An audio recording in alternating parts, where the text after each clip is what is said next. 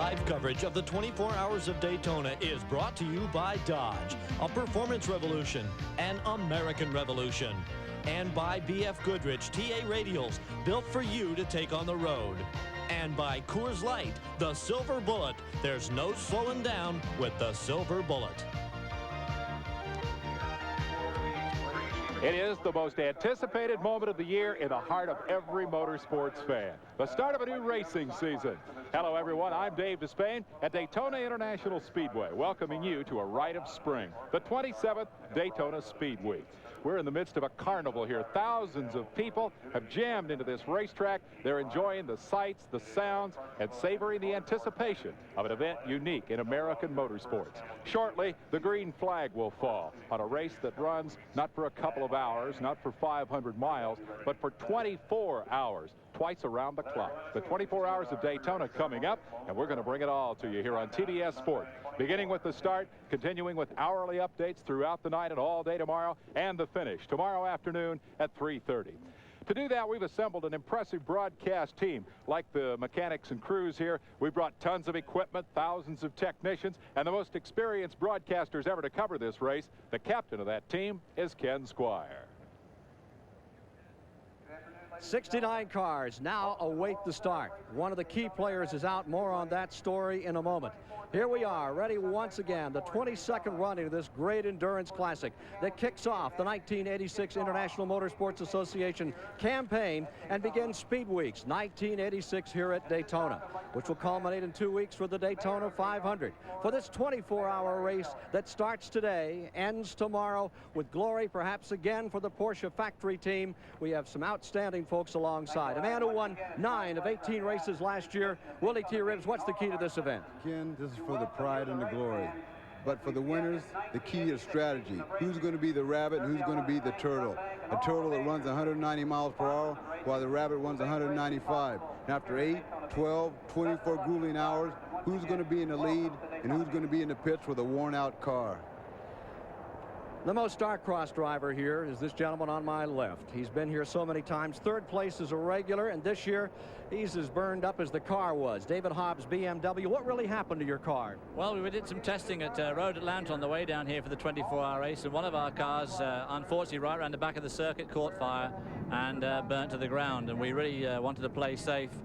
The cars were both new, so we thought we'd better play safe and not run the other one. Miami or Sebring, your first appearance now? We'll definitely be with the BMW cars at Miami in 3 weeks' time for the start of our season. Yeah, 2 cars. All right, the toughest part of this race? Well, strategically, as Willie says, is very important, but of course implementing those plans are sometimes more difficult than they appear. It's a tight circuit, 3.5 miles inside this oval. Very slow corners, about 30 gears just a lap. But the main enemy here is night. It's a winter race, so you get long hours of darkness, 12 hours of darkness. Cars are rushing all over the place in the infield here, and it gets very confusing for the drivers. All right, let's go back to Dave Despain at the STP Pit Center. In the STP Pit Communications Center, our leaderboard will help keep track of the action. This guy hopes to put his name up here. Bill Adam has his broadcaster's costume on now, but you're about to change clothes, aren't you? Yes, right now I'm fairly comfortable. I'm not nearly as hot as I will be in about an hour and a half's time. I'll be getting into a number 10 March powered by a Chevrolet motor that hopefully will crack the leaderboard in very short order. Want to see you up there tonight. The most experienced broadcaster covering this race, the editor-publisher of National Speed Sport News, Chris Economaki on pit road, and sure enough, he's got a scoop. Chris? That's it. Okay, this is the place where the pole position car should have started. But moments ago, the engine in the Chevy GTP Corvette to be driven by South African Sarel van der Merwe and American driver Doc Bundy was found to have troubles in the lower end of the Chevrolet engine, and the car was withdrawn from the competition. The fastest qualifier is out of it. Van der Merwe and his co-driver Bundy are walking up and down pit road now, trying to sign on with some other team so that they can get into this 24-hour contest, which has the most mixed discipline of drivers in the history of international road racing. Drivers from European World Championship events, Formula One competition, the IndyCar circuit, NASCAR stock car drivers, and even a speedboat racer in the race today. Now, across pit road to my colleague, Jerry Garrett. Well, Bruce Levin has found himself on the pole as a result. He qualified second. Bruce, you've been coming here since 1980. This is kind of a surprise honor. Yeah, it really is. I hate to back into it. It's on, because somebody else had a failure, but what the heck. It's we're glad to be up front and gives us a good place to start from. This won't change your strategy any, I wouldn't imagine. No, not really. It's a long race, and it just, stay out of trouble and get clean of the rest of the field, and this will give us a good break for that. Okay, thanks, Bruce. We'll go now to the Pit Communications Center. Helping us in our coverage of this event, standing by now in the GM Goodrich race headquarters here will be two men that will join our broadcast team tonight. Bill Hennessy will anchor the night shift from down here, and Bob Marshall will be up topside throughout the night, and we'll also have a GM Goodrich news update on other forms of racing earlier, or we should say a little later in this hour, as we get set for a start without the pole-sitting car. It's going to be a fascinating race. It's all going to come to you live right here on TBS Sports. Stand by for action from Daytona International Speedway.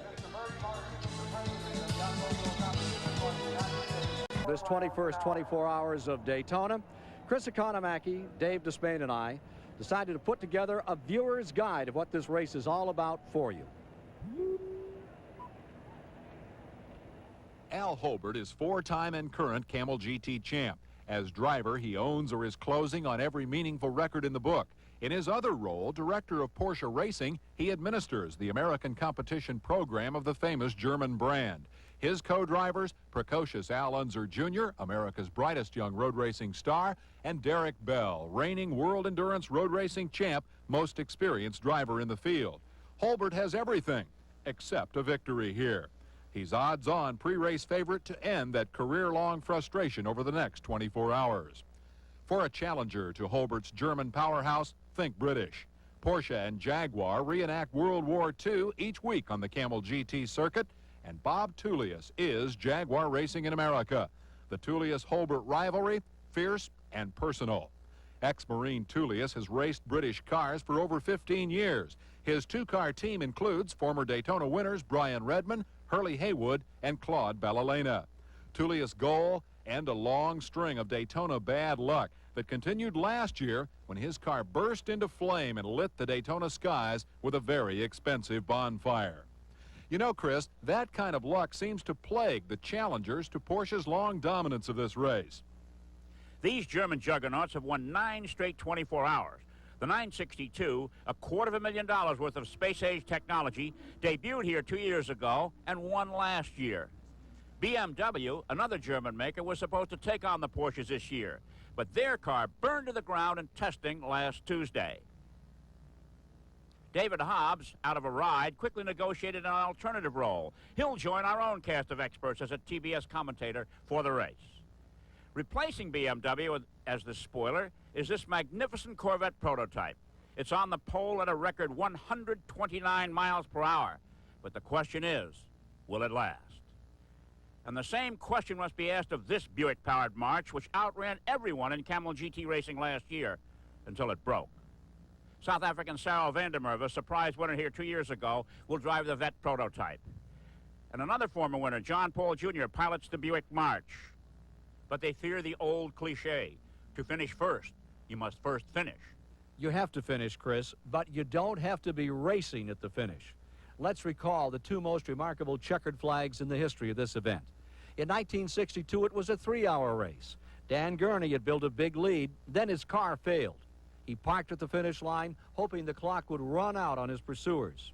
It did, and Gurney limped across with a starter motor, winning at 2 miles per hour. In '79, runaway leader Danny Ungaius shut off a failing motor, hoping to save a few horsepower for a final lurch across the finish line. The checkered flag fell and Ungaius hit the switch. The exhausted motor coughed, caught, then died, but not until it carried Ungaius to glory. That's history, Ken, but the question is who will take this year's checker? And for answers, we look to those Porsches. In Europe last year, Hans Stuck co-drove a factory 962 with Derek Bell to win the World Championship. For this race, Bob Aiken has hired Stuck to co-drive his Coca-Cola Porsche. Two more powerhouses of European racing make their first Daytona appearances. The Brune team is named for a machine that digs tunnels, and drivers Oscar Larari and Massimo Segala may become household names in the next 24 hours. Joining them, Thierry Boutsen, a Grand Prix star who gained American fame last year when he co-drove the winning car here. Yost Racing is headed by a German businessman who once took a Porsche out of his personal museum and won the 12 Hours of Sebring. His cosmopolitan driver lineup, Italian Giampiero Moretti, well known for his gourmet spaghetti feasts in the pits, his countryman Paolo Barilla, a former Le Mans winner, and fast Floridian Randy Lanier, 84 Camel GT champ. Dave, remember, not one, but 4 cars will win here today. Besides these GT prototypes, we'll follow 3 other classes.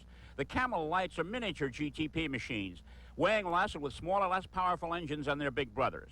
Production-based sedans and sports cars also do battle in classes based on engine size. GTO cars have engines over 3 liters displacement. Big engine American cars dominate. The GTU class is owned by small engine sports cars like the Mazda RX-7 and Pontiac's Fiero. All that variety creates some interesting contrast. For some sponsors and teams, this is the biggest race of the year, and money is no object. Mechanical support and accoutrements for the personnel boggle the mind and the checkbook. In contrast, the out-of-pocket privateers labor without big sponsors, supported by volunteer crews, family, and inspired by their love of the sport and the dream of a moment in the 24-hour spotlight. The oldest saw in racing says, money buys speed. How fast do you want to go? The big buck cars will go 210 miles an hour here. The lower dollar efforts run out of steam around 140, and that 70-mile-an-hour speed differential creates a lot of hairy moments.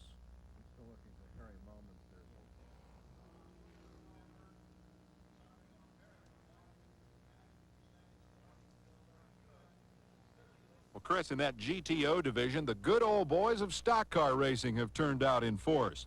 Former Winston Cup champ Terry Labonte will drive an Olds Calais, teamed with Harry Gant and Phil Parsons, Gant's Skoll brother, in the oval track wars.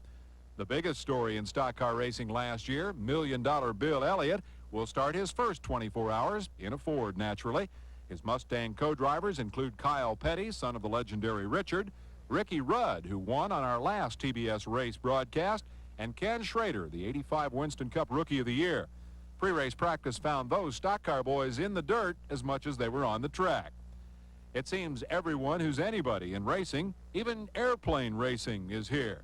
Consider Jimmy Leeward, who flies this World War II replica at more than 400 miles an hour in airborne competition. If the drivers are the valiant warriors battling for 24-hour glory, the pit crews are foot soldiers, slugging it out in the trenches. They'll go through a couple of warehouses worth of parts as they labor twice around the clock, sustained by cold hot dogs and burning pride in the performance of their beloved machines. This is Alvin Springer. He's the master engine builder of Camel GT and a partner in Andile Porsche, the California company that specializes in hopping up the German sports cars. Andile engines have won 3 straight 24 hours. 4 in a row would be a record. So Andile has pulled out all the stops, building motors for 8 cars in the field. If there is a single element you should expect in the next 2 laps around the clock, it is the unexpected. Endurance road racing is a rain or shine affair, and it gets very hairy in the wet. Nonetheless, the 24-hour is a stop-for-nothing proposition. Except, of course, in 1983. During our first live coverage of the race, it rained so hard that the event had to be stopped for the first time in history. Now, Ken, what does the most famous racer in America, A.J. Foyt, have up his sleeve this year? Dave, we could do a primetime mini-series on Supertex. Best known for his IndyCar wins, A.J. has a way of letting folks know when he's not happy. His volatility is part of his charm. A.J.'s been on the winning team here 2 of the last 3 years, but he's also met his match here when it comes to temper tantrums. In 1983, he was hired 15 hours into the race to co-drive with French star Bob Wallach. Early on, we were about 12 laps behind. Now we are 1 lap leading, and Mr. A.J. Foyt is driving for the PR. I'm upset about it. Wallach cooled off when A.J. cut some very fast laps and went on to victory circle in his first sports car race in 17 years. Last year, Foyt and Wallach, the Camel GT odd couple, were all smiles, best of friends, and they won the race again. But for 86, they're split up. Wallach will start from the outside pole, co-driving with owner-driver Bruce Levin and former Formula One star Derek Daly. 4-time Indy winner Foyt is half of a new odd couple, teamed with a 1985 Indy winner, Danny Sullivan. Danny became racing's newest media star when he spun in front of Mario Andretti en route to victory in last year's 500. Now he's dating movie stars, starring in Miami Vice, and doing his first 24 hours. The owner of that car, Preston Henn, first brought Foyt and Wallach together and is known as a guy who recognizes a headline when he hires one. All right, our thanks to Lanny Grubbs for putting together the preview pictures of what we're about to see here. Now, Jim Busby is standing by with his onboard camera to take you for a wild 210-mile-an-hour ride around Daytona. It's all coming up. We're ready to go racing. Stand by for the 24 hours of Daytona. For powerful personalities. The greatest field in the history. 24 years of the running of this race is on pit road. Let's go to Chris Economaki. I'm down here by A.J. Foyt's car. He's about to put on his helmet.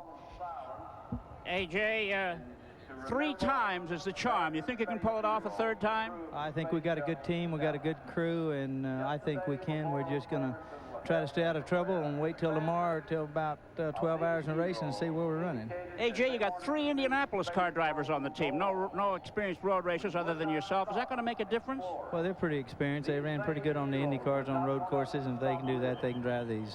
You look calm and cool. Well, I feel pretty good. You know, like you said, 3 times is real hard, but that's what we're here for. Okay, good luck, A.J. Foyt, and now across pit road to my colleague, Jerry Garrett. Well, thanks, Chris. I kind of like the 24-hour race. It's kind of an excuse to stay out all night and party like grad night in high school. It's kind of fun. But a responsible party with an opposing viewpoint, series champion Al Holbert. You don't like these very much, Al. Well, you got to remember, we're not 16 anymore, that's for sure. And no, I'm not real keen on these long races.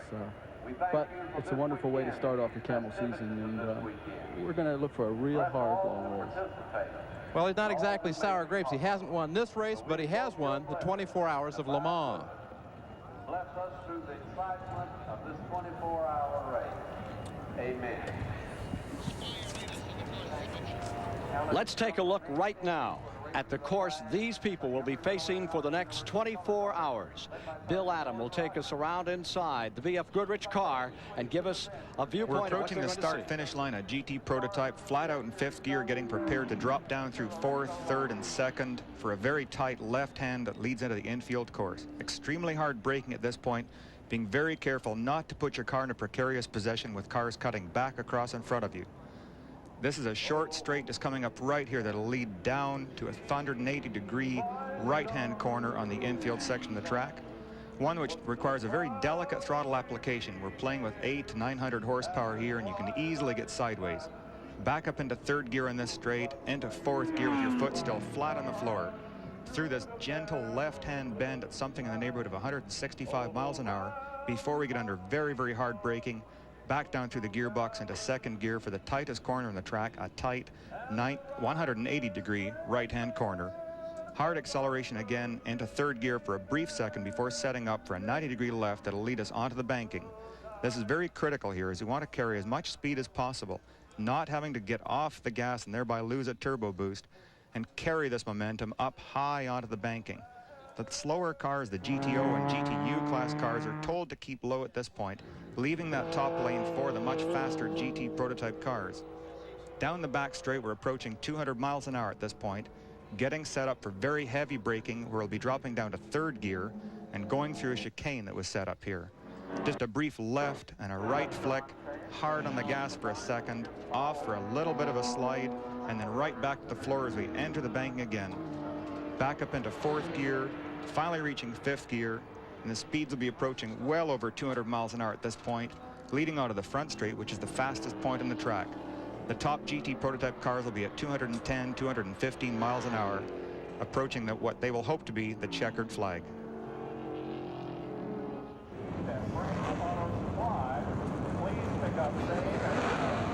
We'll be back after this commercial message.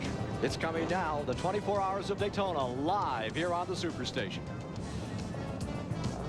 1986, 24 Hours of Daytona, with a Hendrick Corvette that set a record of 129 miles per hour. Now out of the race with transmission problems. The new pole sitter is car number 86. This is the Bruce Levin car of Redmond, Washington. The co-drivers, Ireland's Derek Daly and Bob Wallach of France, a former winner. Going to the to the second starting position.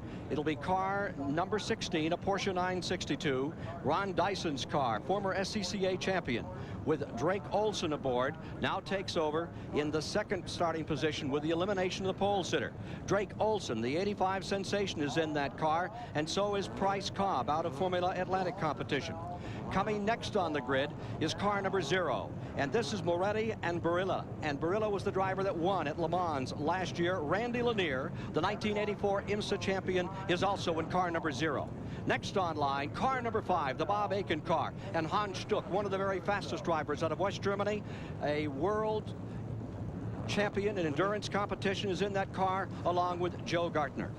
Up next is number 67. Our onboard camera is here in the BF Goodrich car. And from Laguna, California comes Jim Busby. Along with Busby for this race is the 23-year-old, 5-time winner last year in GTO, Darren Brassfield. He's out of Los Gatos. And also the Formula One star from England, Derek Warwick. Next in line is the other of the team cars, number 68, John Morton, 44 years old. What a story. He's won 8 IMSA races. He's back and ready to go today. Germany's Jochen Maas, the great Formula One star. And also in that car is Jan Lammers of Holland, a Formula One driver. Moving up for the next position, it'll be Thierry Boutsen of Belgium. And he will combine his talents with Segalza in the car number 3, another Porsche 962. The 14 car, still another 962, and it's all 962s up front, is the defending IMSA champion, Al Holbert. And with him is the 3-time Le Mans winner, Derek Bell. Al Unser Jr., runner-up in kart racing last year, is the 3rd driver on that car. Going next in line is the 12-cylinder Jaguar. And here we have Chip Robinson assisting Bob Tullius, the team manager, the organizer of this team, and the Frenchman Claude Bellolina, the 1983 Le Mans winner. Further back in the field, we come to the number 45. This is the Buick, John Paul Jr. And with him comes Chip Ganassi, the IndyCar driver, and Ivan Capelli from Italy is there. Beside them is the second of those Buick 6-cylinder cars, and the 27-year-old driver from LA, Whitney Gantz, has been assigned here along with Ken Madron, and we should see some real action here. Bob Loganberg is in that car as well. The field just beginning to roll down pit road.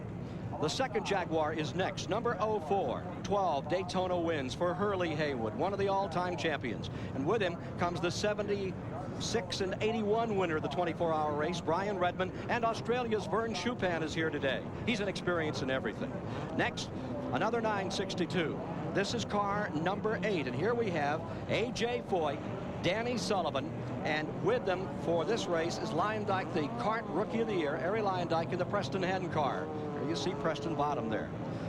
A Porsche March comes out next for today's race. And these are the Leon brothers from Texas, and with them is Jim Fitzgerald out of North Carolina. Going further back in the field as we continue our lineup, we have a Chevy March coming next, and that is Jimmy Leeward out of Ocala, Florida. With him is Bill Adam, who will be one of our reporters today. He's going to take over some, and also Emery Donaldson, originally out of Daytona Beach. Bruce Jenner starts next, and that's the first GTO car in the race. And with him will be Scott Pruitt and Klaus Ludwig, the 76 Decathlon champion in that car. Next on line comes Tommy Riggins, Steve Millian, and Elliott Forbes Robinson in the second GTO car, a Pontiac Firebird. Next in line, 17th overall on this grid, and there have been some changes now in the last moments with cars not getting an opportunity to start. Lou Price, Jim Mullen, Carson Baird are going. Then the Porsche March is up next. That's the Johnny Hotchkiss car. Jim Adam is with him, and Costas Loss is also a driver of that car. Further back in the field now, we look and we find the GTU first car out will start in 47th position. Roger Mandeville with Denny Smith and Diego Fables. In 50th position is the second GTU car. That's Reed Kendall. And then in the 51st position, the car that really put a show on here last year, Amos Johnson's car with Dennis Shaw and Jack Durham. Now, for the stock car folks in this race, the 24th position is the Mustang with Bill Elliott, Kyle Petty, Ricky Rudd, and Ken Schrader going to work. And in 26th position, the Olds of Phil Parsons and Harry Gant, along with Terry Labonte. There you see the Pachetti car that's going to be in here. They're getting set to go as we continue to roll on through the field and get set for a start here today in this 24 hours of Daytona, the 22nd running of the event. Field is now up on the west end of the speedway. This is the highest bank on which these cars run anywhere on their 18-19 race schedule. 31-degree bank. Then it's down that long back straightaway, wide open to a chicane which really makes you whoa them. And one of the problems, of course, with this race is starting at this time of the day in the winter again. As you go into that west banking, you have a real problem with the sunshine. And as you come up off the east banking, under where we're here, across the start-finish line, that sun gets very, very tiring. And David, right here we can talk about just how difficult it is to come down from those tremendous speeds. Just about the hardest braking place on the track. Very hard indeed. And you can see the shape of the chicane there. You can see where the line goes right to the edge of the road. And this is one of those places where at night it's very difficult because it's very flat and featureless. It's hard to pick it up. Difficult at night. Let me point out to you that the green colors on this grid are Camel Light cars. The black is GTU, the red is GTO, and the prototype cars are in blue. That's a GTO car that you see there. That's the over 3-liter cars, the under the GTU, and the Camel Light cars. There were only 6 of them here last year. And remember that they had that tremendous run that started midway in the race with that little red wagon of Downing's coming from last up to second place in his class. And that car will be something to watch in that Camel Light series. Jim Downing's car.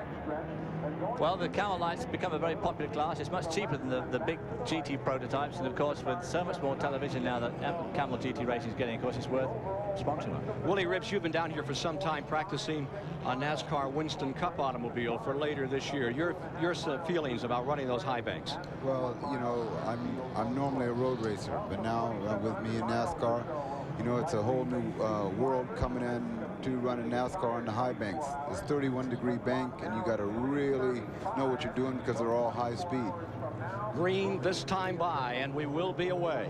70 cars were expected to start at the last moment. The pole sitter was canceled out. 3 other cars have canceled out, so we're coming back down in that number towards 66, perhaps even 65 as we get a count coming to the line. The more out, the better if you're a driver. Not so good for us, but much better for them. Last year, there's one of the cars that's just come out. His car number 89 has fallen by the wayside before it even gets underway. One of the Porsches coming down for the start. The field under green, and the 24 hours of Daytona is away. Twice round the clock on this 3.5-mile course. 9 turns through turn 1. Turn 2 is directly in front of the scoring stand. It's actually the second part of this wide sweeper as you come off the super speedway part of the course.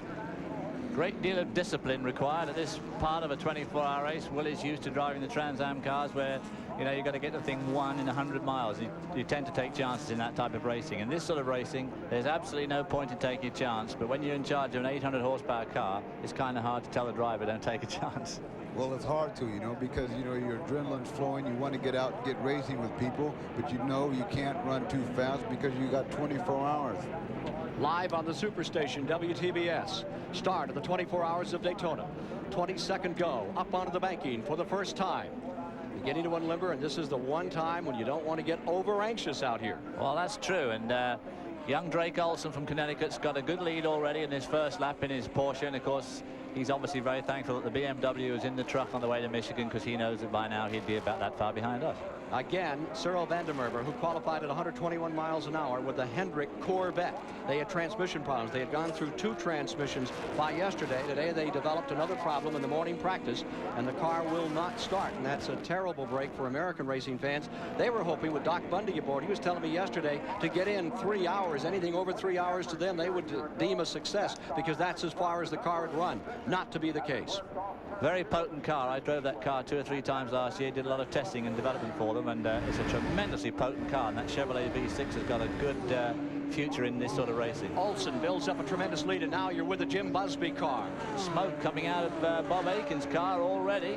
Bob Aiken's car is pulled up into 3rd place. Hans Stuck aboard in the red number 5, and now you're inside of the BF Goodrich machine as it goes through that 1st and 2nd turn, heads for the International Horseshoe. There you see the flags of all the competitors in the race. There you see Aiken's car. Bruce Levin's machine has gone up into 2nd. That is Terry Booson's car in the pits, I do believe. Booson's car down. We're back inside with Jim Busby. This team, of course, had a 1st and 2nd place finish, Riverside, California, 1 year ago. The 67 car continues to gain a little ground on those 2 that fight. Bob Aiken's car, the red automobile, 962, getting challenged a little out here. This is one of the things that IMSA Racing has got going for it. That is that we have a full-scale tyre war. Goodyear, of course, being the predominant tyre out there, but Bridgestone are on that second-place car, and, of course, the Goodrich cars, in which is our camera. And Aiken's car is and on... of course, Aiken is on the Yokohama tyres. Yeah, and here's somebody else coming into the pits. An early, looks like a pretty serious casualty, too. Number 02 pulls on pit road. Problems on that car will eliminate it from the 20. Well, actually, they have enough time. If it's a head gasket or something, they can get themselves back in here. That is the Creeder car that's coming down. That looks a little more serious than some. Yes, it does. It could be just a simple thing like an oil line blown off, but it could be more serious than that. And here we see Drake Olsen coming out to complete his second lap with an enormous lead over Bob Wallach, who I'm sure is playing it cool. Bit of a dogfight there for third, fourth, fifth, and sixth spot. The third place car at the present time has been switched around and coming to the line. I think we'll see Paolo already. Barilla has passed the Hans Stuck car. Stuckey here, back to fourth, world endurance champion, and obviously trying to get his IMSA 86 IMSA season off to a good start. Dave, you know, I think some of these guys are going out and trying to establish a pace here, you know, and then once they get into a groove and try to hold it there for the endurance, you know, the race of the race, you know. Of course, there is a lot of cars to be lapped, so if you can make up some sort of a lead early on, once you get into traffic, it can help you to pull away from that lead too. The Leon car, the number 2 car, is now on pit road, and we're watching the number 67 closing up on the Aiken machine. Here comes Al Holbert down the inside, making a pass. Holbert in the 14 just sweeps up underneath and takes a position. Al being a bit of a brave boy in a 24-hour race doing that. Especially when 67 was lining itself up to pass Busby. There's a great camera shot of the Holbert car. There's a guy up the back. Well, Holbert knew that was a camera car. He just wanted to get in front. Holbert gave it a heck of a shot last year. He had a great season, won the IMSA championship, but was not to be in this race. After 23 hours, he fell by the wayside. They needed just another hour. Look at Busby pull up and give it a go down that back straightaway. Here they come. Hard braking corner left is next. And Busby now decides not to try and go past Holbert. Pretty wise move there. If you get pushed off, it's very rough. And these cars, unlike a NASCAR car, people are used to seeing NASCAR cars spin onto the grass and then carry on. Unfortunately, with these fragile, expensive races, you can't pull tricks like that because it pulls all the bodywork off and the car's pretty well finished. Scheduled for 962s to draw away and start this race as Drake Olsen, number 16, continues to build up a lead. Bruce Levin's car running in second, and the third place car is the Moretti car. The Moretti Lanier car has gone into third. Ken, Drake Olsen was one of the surprises last year in IMSA GTP racing. He really came on strong. He really made his name last year, and he's starting out this year the same way as he left off. He came from nowhere. He came in his very first GTP race was Lime Rock last May, and he won it. And they're all taking a bit of a detour there. It must have got very, very slick in that infield corner. Watch. Let's see if we get a pass right here as Al Holbert is moving in on number 5. He may try to pass him right now. Closing up. Al Holbert getting in, closing down on the Hans Stuck car. Tries that inside. He made a move before. Not successful for the moment. Let's see what happens when they draw out onto that 31-degree banking. There goes Holbert taking another shot at that position. You're watching the fight for fourth place live here on the Superstation in the 24 hours of Daytona. Here they come onto the banking and down to the inside. It is Holbert making a move as if he's going to try and pass here. He comes to the bottom, pulls back up, rides the slipstream. Just like the NASCAR cars, of course, you can really put that draft to use. But, of course, you don't have that long back chute to maintain it. You have to keep stopping for the corner. Here they come. Down for the chicane. Already getting mixed up in lap traffic, too. You've driven with and against Hans Stuck many times. He's tough to deal with. Well, he and I drove together in a BMW back in 1981, and yeah, he's a very flamboyant man and a very flamboyant driver, but he's got tremendous car control, great skills. Hardest braking point of the track is turn 1, where you enter the infield portion of the course. We may see Holbert take a stab right here. Well, they're both going past that Zach's car, the German-sponsored Yost car, the winner of Le Mans last year and the year before, and it looks like they're both going to try and take him on the high side as they go into turn 1. A favorite passing place here. You're watching the battle for third and down to the inside, trying to sneak through Holbert, not getting there. And Barilla not letting either of them get through. It's a wonderful scramble for third place. You see, this is the trouble. It's very narrow there. They're getting caught up in lapped cars already, and Jim Busby is right behind Holbert again. through the International Horseshoe. The battle continues for third position. And we'll be back with our continuing coverage of the 24 Hours of Daytona after these messages. Speedway, tremendous battle raging for second, third, fourth, and fifth positions in the early running of the 24 Hours of Daytona. We're watching it now from the in-car camera being carried by Jim Busby. A lot of split-second accuracy demanded of these drivers here. We're going to be talking a lot more about the fact that timing is everything in a 24-hour race. The 125-year-old Hoyer people are offering a tag Hoyer micro-split stopwatch in this event. You see a lot of these on pit road. This is how the drivers and crews keep track of things like interval. Right now it's split seconds between those second, third, fourth, and fifth place cars. We're going to watch for timely maneuvers throughout this race, some to the better and some to the worst. And we're going to award the people who make those maneuvers these stopwatches. And when it's all over, we're going to have something very special for the driver or perhaps the crew member who makes the most crucial move that demonstrates that timing is everything in racing. The Hoyer people keeping track of the time here. Let's go back to that battle for second, third, fourth, and fifth in the early running of the 24 Hours. Jim Busby's cars, the B.F. Goodrich Racing Team, giving us these dramatic pictures. He is closing up again on the Al Holbert car. Meanwhile, the Aiken car has fallen off the pace more with Hans Stuck aboard. Look at this battle continuing. That's Al Holbert, defending IMSA champion, had just a tremendous year after a very shaky start here at Daytona. Here we are getting the Jim Busby car. We're being told Derek Warwick is at the keyboard of that machine. It must be a thrill. You know, we're so used to seeing the driver on the left side of the car sitting on the right side of the car on these banks on this racetrack at 200 miles an hour. Well, of course, normally for road racing, the right-hand drive is the way to be, but this is a backwards circuit. It's a left-hand circuit, yeah, and you're right up close to the wall, and those little frail machines, plastic bombs. I'll tell you what else is happening too. Right behind our man with the camera is the Jaguar. One of the Jaguars is catching up very close. Tremendous scrap going on here. Look at Holbert really having to try and shake loose of the efforts being made. Well, Derek Warwick, of course, is one of the best Formula One drivers. Somehow this year in the shuffle, he seems to have got left out. But it's good for him, sir. Let's go to Chris Economaki. I'm in the Dyson pit, the leading car, number 16, with Drake Olson at the wheel. He's opened up a 5-second lead on the field, and that's a bit of concern here because everyone says a 1 minute 50-second lap is the way to do this. He's turning 145, 144s. However, Olson is running his own pace. They've told him to run a pace that's comfortable for him and comfortable for the car, but they didn't think it would be this fast, this early. Back to you. Well, there you see the lead car, and for a moment he was in trouble there. He threw it all the way to the outside, then picked it up again. Olson leading by 10.5 seconds here. That's a pretty good lead this early on, and if he's comfortable, though, that's the thing. As long as he's confident that he's not overstressing it, overstressing the brakes, making a hash of the gear shift and so on. I mean, if that's the pace he wants to go at, it's better to leave him at that than try and force him to slow down. Well, Dave, it's good to have that 10-second cushion because when you get into traffic, you'll lose a second. You might lose 2 seconds. So you have a nice cushion. You still got, you know, enough space to stay in a nice lead. He's better off, of course, putting out the lead on his own than those other guys, too, all racing each other into that traffic, which is when it gets really hairy. You know, you suddenly get yourself blocked out and... Yeah, and then when the lap car puts on the brakes early, then you're banging into each other. That's right, and he's got time to Drake Olson, who won 3 events last year, now leading the early moments. One of the real sensations. And he's using up a lot of curb here as he ricochets around this thing with a very... I saw that little move there by Mr. Olson. If I was him, I'd be a bit more careful of that. This is a 24-hour race, not a 24-lap race. Well, it's daylight still, and you know, when nightfall runs in and they start running the headlights, they're going to be a little bit more cautious.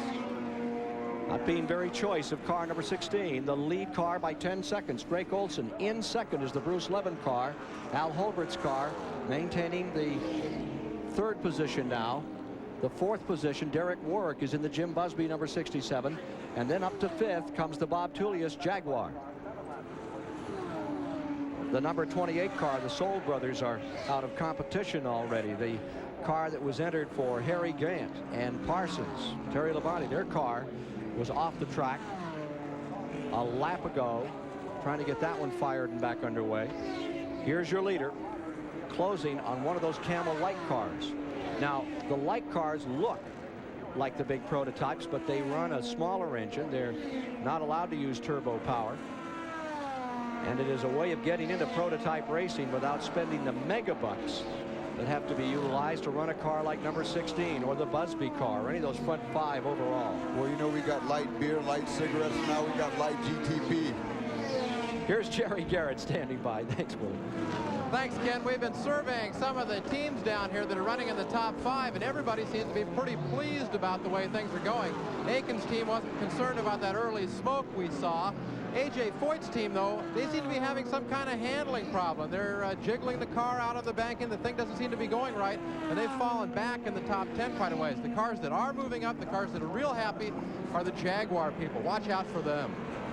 Well, there's Drake Olson continuing to pull away. Handsome young guy who really put it on him in 1985 and is getting off to a very nice start here in 1986. The first event for the International Motorsports Association. From here, they move on to the Miami Grand Prix and then to Sebring, one of the famed races on this International Motorsports Association circuit, which has pretty much taken it away from the World Endurance Series over in Europe. I haven't won at Sebring either.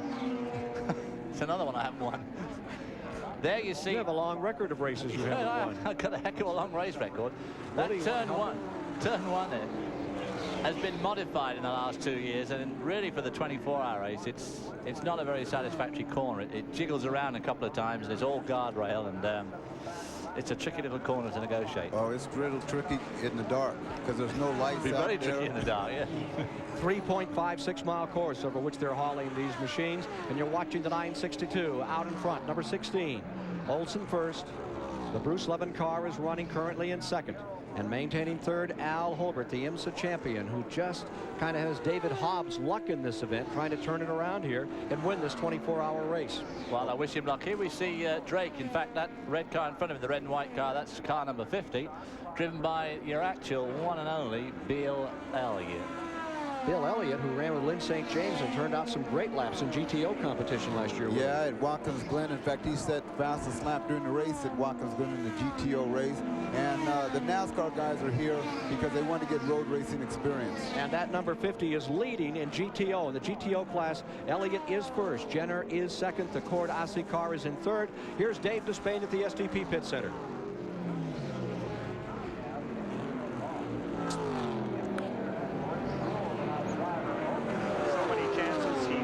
Put himself in very precarious positions under braking particularly, and bouncing the car off quite a few curbs, and it really could spell an end to the car very early for, if no other reason, tire problems doing that. The crew talks about the fact that they're perfectly comfortable to let him drive like that. If you were the crew chief, would you try to rein him in, or would you let him have his head?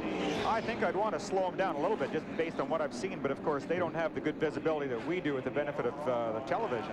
What they might be doing, looking at the sky, it appears there could be a possibility of rain. And of course, if you've got a 10 or 20-second cushion to play with, it really helps you when the bad weather comes. What happens if it rains? What develops then? You'll see different strategies evolve. Some of the teams will keep their drivers out on the dry tires and hope that it's only a brief shower. Then they don't have to go through a 2-pit stop loss of time, whereas others will come in, make an immediate stop for rain tires and try and get back out and take advantage of the good tires. On the dry racetrack, as we watch from the in-car camera and see the action, on the dry racetrack, they run tires with absolutely no tread. If it rains, they have the option of coming in, and they almost have to come in, don't they, if it rains very much? Yeah, it's just like driving a car on bald tires on the street when it rains. You have very, very little control, and it takes almost an inordinate amount of precision to drive without having some sort of an incident. We see the masterful control of Jim Busby as he threads through traffic here. Quick update, the Brune Motorsports Porsche, which was one of the favorites here, came in very early. Terry Bootson is having to replace the alternator. Terry Labonte's Oldsmobile has a lubrication and oil system problem, and they're both on pit road. Back to you, Ken. All right, you're still with the BF Goodrich car. This is Derek Warwick at the controls of this 962, which is very tender to the handling. Well, you can see his hand there flashing on the wheel. These are very tight corners here, and it requires quite a bit of luck to get round them all. And you can see his hands there, as you would say, playing the keyboard in this 962. A lot of precision required. If you put a wheel over the edge, there's big holes which can cut tires and make a bit of a mess of your car. So you've got to get the car in the right place. Now, right here on the banking, That car is developing a couple of thousand pounds of downforce, plus the centrifugal force, so the steering at this point is very, very heavy, right where we're looking now. Here they come into the hardest braking portion of the course. Let's watch him as he comes in here. This is Derek Warwick in car number 67, closing in on the Al Holbert car. They dart in around through traffic into turn 1. What track conditions worry you most out here, Derek? Well, yeah, I mean, the conditions are obviously tough when it's raining and at night time. In particularly, you know, you've got a lot of very slow cars now, or a lot of cars that are a lot slower than you.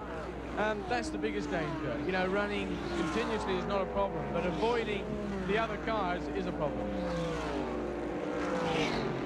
The thoughts of Derek Warwick as we continue our battle here in the 24 hours of Daytona. There's the leader going back out of turn 6 and up onto the 31-degree banking at the west end of the Daytona International Speedway. Interval now stands at 15.5 seconds. In the GTU class, Mandeville and Smith are leading over Johnson and Shaw at the present time. In GTO, it's Elliott, Kyle Petty, Ricky Rudd, and Schrader's car out in front. And overall in this race, you're watching the number 16, Olson, Dyson, and Cobb's car leading over Bruce Levin, with the Al Holbert car running third. The Busby car, Derek Warwick, now driving in the 4th position. Then comes the Jaguar in 5th. A tremendous crowd is here assembled in the infield. They don't sit in the grandstand for this one. They're all inside watching the action live here at the 24 Hours of Daytona. Man of the moment, maintaining 3rd place, the Al Holbert car for Derek Bell and Al Unser Jr. That Porsche 962 as we bring you live the 24 Hours of Daytona here on the Superstation.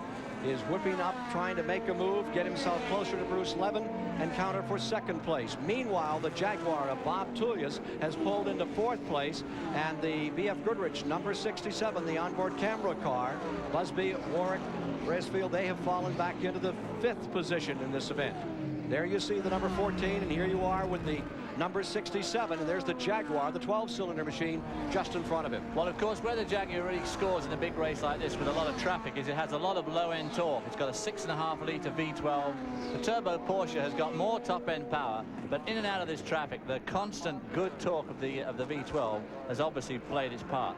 Well, this is the pride of England, the Jaguar. It qualified 10th, and he's up to 4th place already, so he's in a good shot, and he's right there. Remember, that was the car that made such a stout run last year, qualified up at the front of the field. They had a big fire in the night and lost the machine. In fact, I was doing myself down the last time I came 3rd in this race was in a Jaguar with Bob Tullius in 1983. I came 3rd in one of those very cars. And now the Jaguar has moved around Holbert in the number 14. It's going very, very strong. They're willing to gamble a little here. The Tullius Jaguar picking up still another spot, closing through the field, moving around number 14 to take 3rd. Ooh, that was the Warwick car, using up a little of the inside and almost using up the wall on the outside. Well, Derek should be careful. You know, I don't know whether I'm seeing things, but I can't see 86 anymore unless I'm just imagining it. I may be looking in the wrong place, but I haven't seen 86 this lap. The Bruce Levin car. Bruce Levin's number 86. Definitely not there, because here's the Jaguar. The Jaguar is now 2nd, Holbert's 3rd, and Derek Warwick's 3rd, 4th, I'm sure. Yeah, there we are. The 86 car, the Bob Wallet car, is definitely stopped somewhere. It's not in pit lane. Well, 2nd place man apparently broken down on course. Yeah, there's a lot of landscape out here, and sometimes the car can be broken down behind a tree and you won't see it. Well, there's not many trees here, but among this tremendous crowd that's here. There is a tremendous There's crowd. The battle, and that battle is taking place for 2nd place. The number 86 car is down. The 14 car has moved up with the 14 car and the 44 car as well. The Jaguar has moved around Al Holbert's team and finds himself in 2nd position. The GTO lead car, number 62, has pulled into the pits. Well, Drake Olson is still pulling out a lead. He's got nearly 24-second lead. There you see Holbert now back to 3rd spot. The Jaguar running in 2nd, and the lead car continues to be that Dyson Olson Cobb machine. That lead continuing to build. Well, I'll tell you, the Tullius Jaguar, he's weaving in and out of traffic at the same time he's picking up places, so that cat speed is running quick. Let's go to Jerry Garrett on pit road. Well, Ken, the report on the 86 cars is just slowing down. Has dropped a few positions, so you might not notice it in sequence right now. Bruce Levin, the car owner, says that they were running their TV pace earlier, about 1:48 a lap. Now they're down to their race pace, which is in the 150s, so there's no real problem on the car, according to Bruce. Jaguar is up into second position, breaking up this Porsche domination in the front of the field with 14 laps completed on this 3.56-mile course, 9-turn at the Daytona International Raceway. Let's go to the, excuse me, Dave, we need to go over to Bob Varsha, who is standing by at the GM Goodwrench News Center. He's got an update for us. Bob? Thank you, Ken. Welcome, everyone, to our first GM Goodwrench Motor Week Illustrated Racing Update of the year. Across the country from here at Daytona Beach, the National Hot Rod Association is opening its 86th season at the Pomona, California Winter Nationals. Rain washed out the first 2 days of qualifying, but they are qualifying now for tomorrow's finals.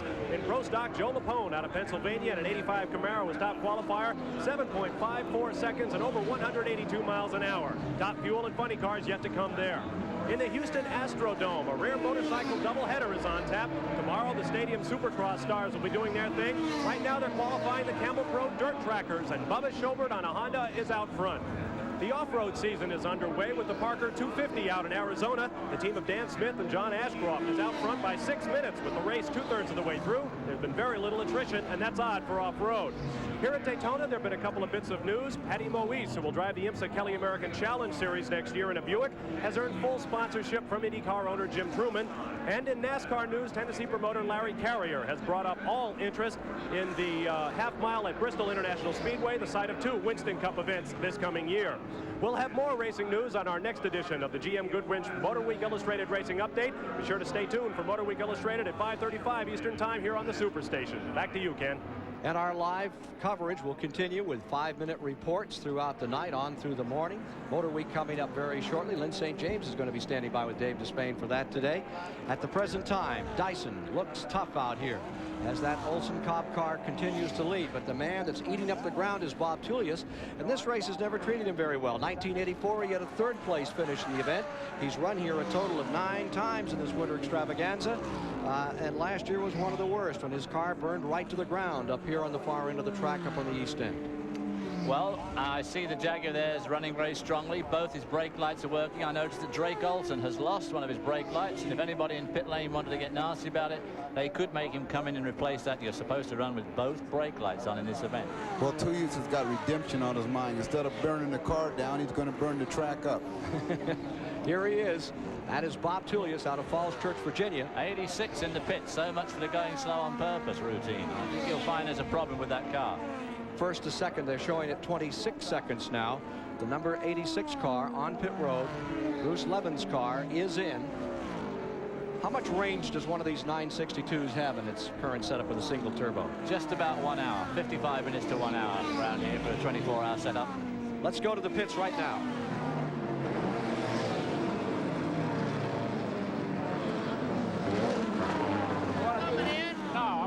That's the Bruce Levin car, number 86. Pulled out here quickly. Made a run that looked like it was going to be stopped, and it has been slipping back through the field. Car out of the great Northwest. Guy is in the garbage business out there. That garbage business would be very good to own a 962, Willie.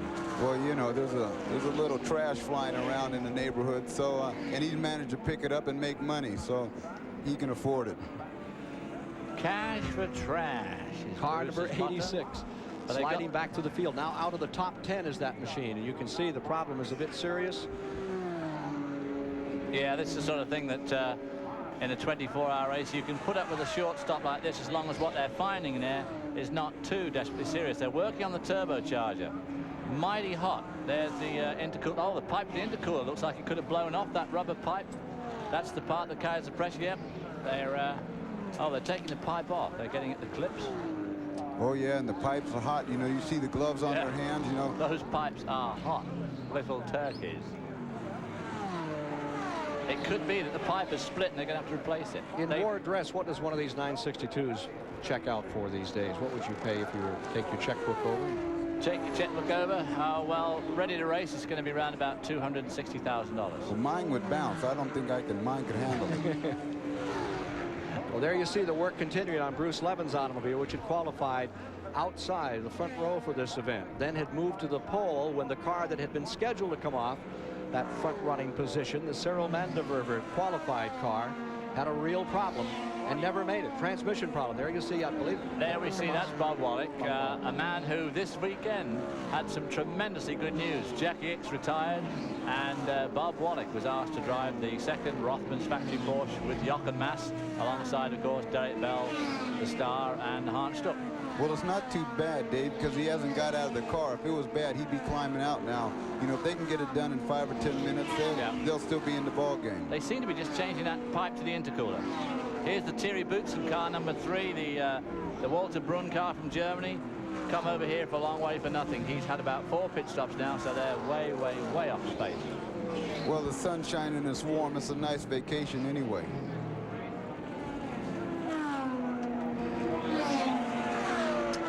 It certainly is warm today. The weather's picked up enormously. It's getting cloudy again now. I think there's a chance of rain in the forecast.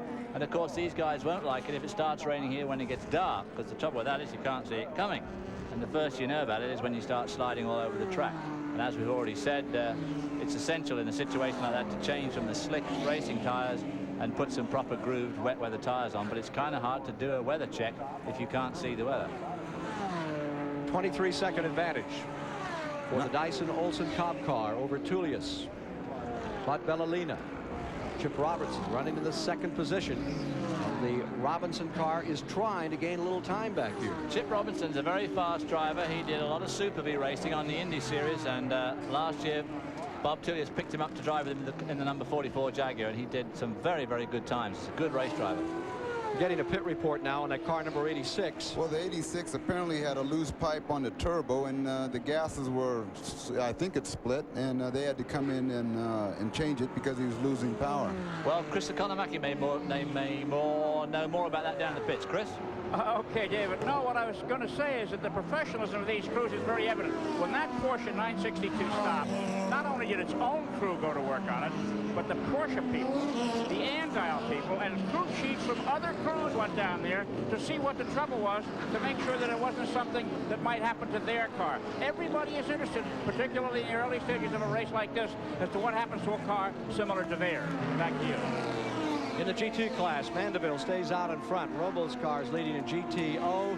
And of course, it's Dyson, Olsen, and Cobb overall. And this car is up to second place, trying to have a much better day this year than it did in the 24 hours a year ago. Well, he seems to have got some mark on his right fender. Whether it's just the headlight cover blown off, I don't know.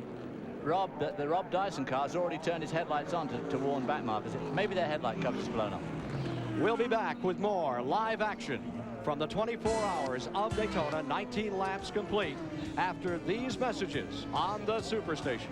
Communication Center, Daytona International Speedway. Here's your leader, Rob Dyson, Drake Olsen, Bryce Cobb, with Drake Olsen at the keyboard, running away with this race to the tune of 16 or 17 seconds at this point. The story is right here at second spot. Bob Tullius, Claude Bellolina, Chip Robinson running second. My cohort Bill Adam points out, and he used to drive this car, that they've got an advantage we haven't talked about yet. That's that 12 cylinders fuel economy. And Adam boldly predicts that they'll move out front when the pit stops start. They'll be able to run longer on the available fuel. They're getting a challenge, meanwhile, from the Holbert Bell and Unser car, the car that has never won this 24 hours of Daytona. We're watching the Tullius car go by, and there is Holbert right there in hot pursuit. And that battle from second back to fifth for a while, and now between second and third has been the story of the race all day.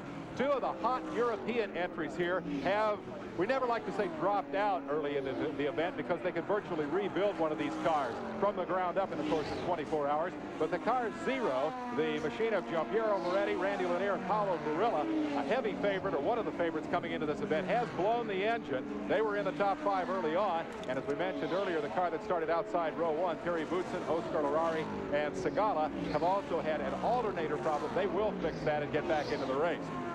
That Jaguar that we're watching right now is an interesting story for one of the members of our broadcast team here today. We wondered about the difference, what it's like to sit in a luxurious production automobile and to compare it with the racing version of that machine. So we turned none other than our Chris Economaki loose on that story, and here's what he brought us back. The Group 44 Jaguars in the 24 hours are special in many ways, but actually they're an evolution of a production car, the XJS Jaguar. And when you've reached that point in life where you have your gold watch and your gold change, believe me, the way to go is with a $38,000 Jag. $38,000 for the other one. This is a lot more expensive and a lot less roomy. The steering wheel is big, covered with hand-stitched leather, and has a big cat staring you in the face. No cat in the center of this steering wheel. It's a lot smaller, no leather. All it does is the job.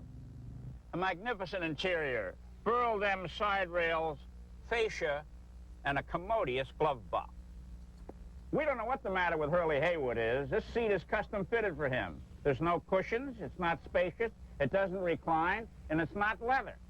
It makes me think of Preparation H. There's no glove box and no trim, unless you call the one Hurley Haywood got at the barber this morning. A smooth 3-speed automatic transmission that anyone can handle. The transmission costs as much as the Jaguar. 5 speeds, hard to shift, and very noisy.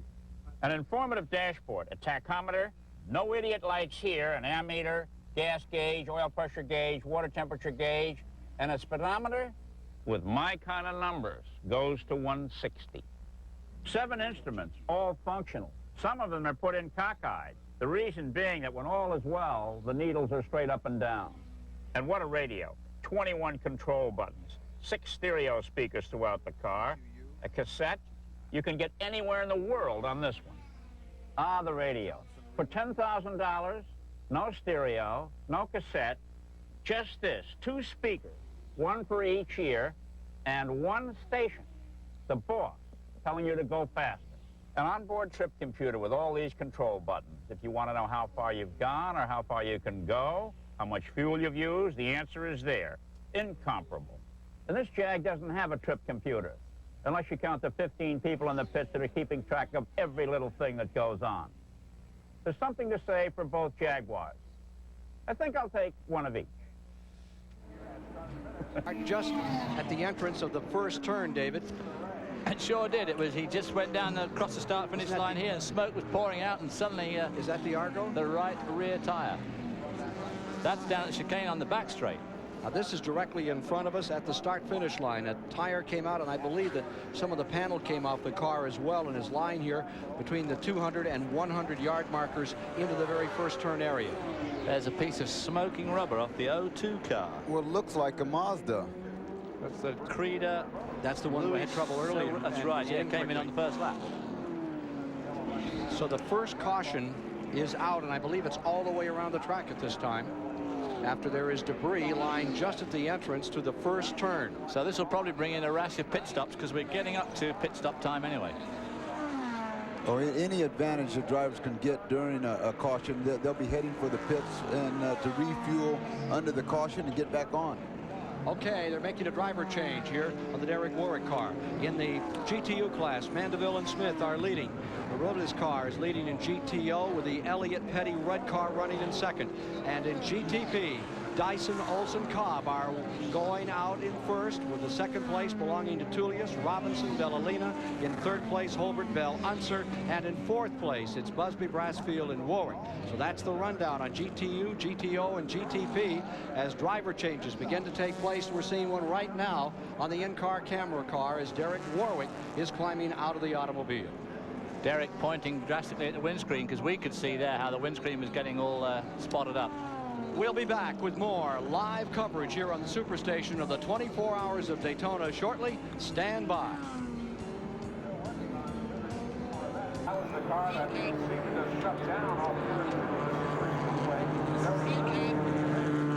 The B.F. Goodrich car, number 67, continuing here in the 24 Hours of Daytona.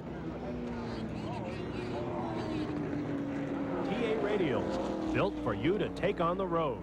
And by Dodge, a performance revolution, an American revolution.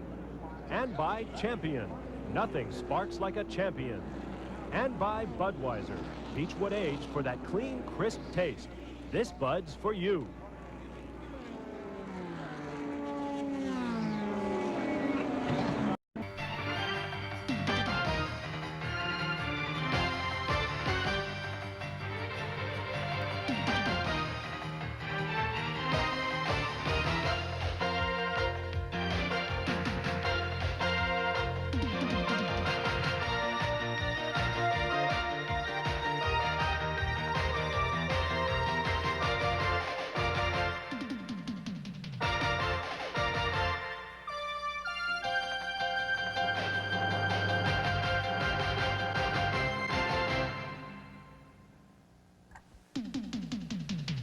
The 24 Hours of Daytona is brought to you by BF Goodrich TA Radials, makers of the world's most complete line of high-performance car and truck radials, built for you to take on the road. And by Dodge, a performance revolution, an American revolution.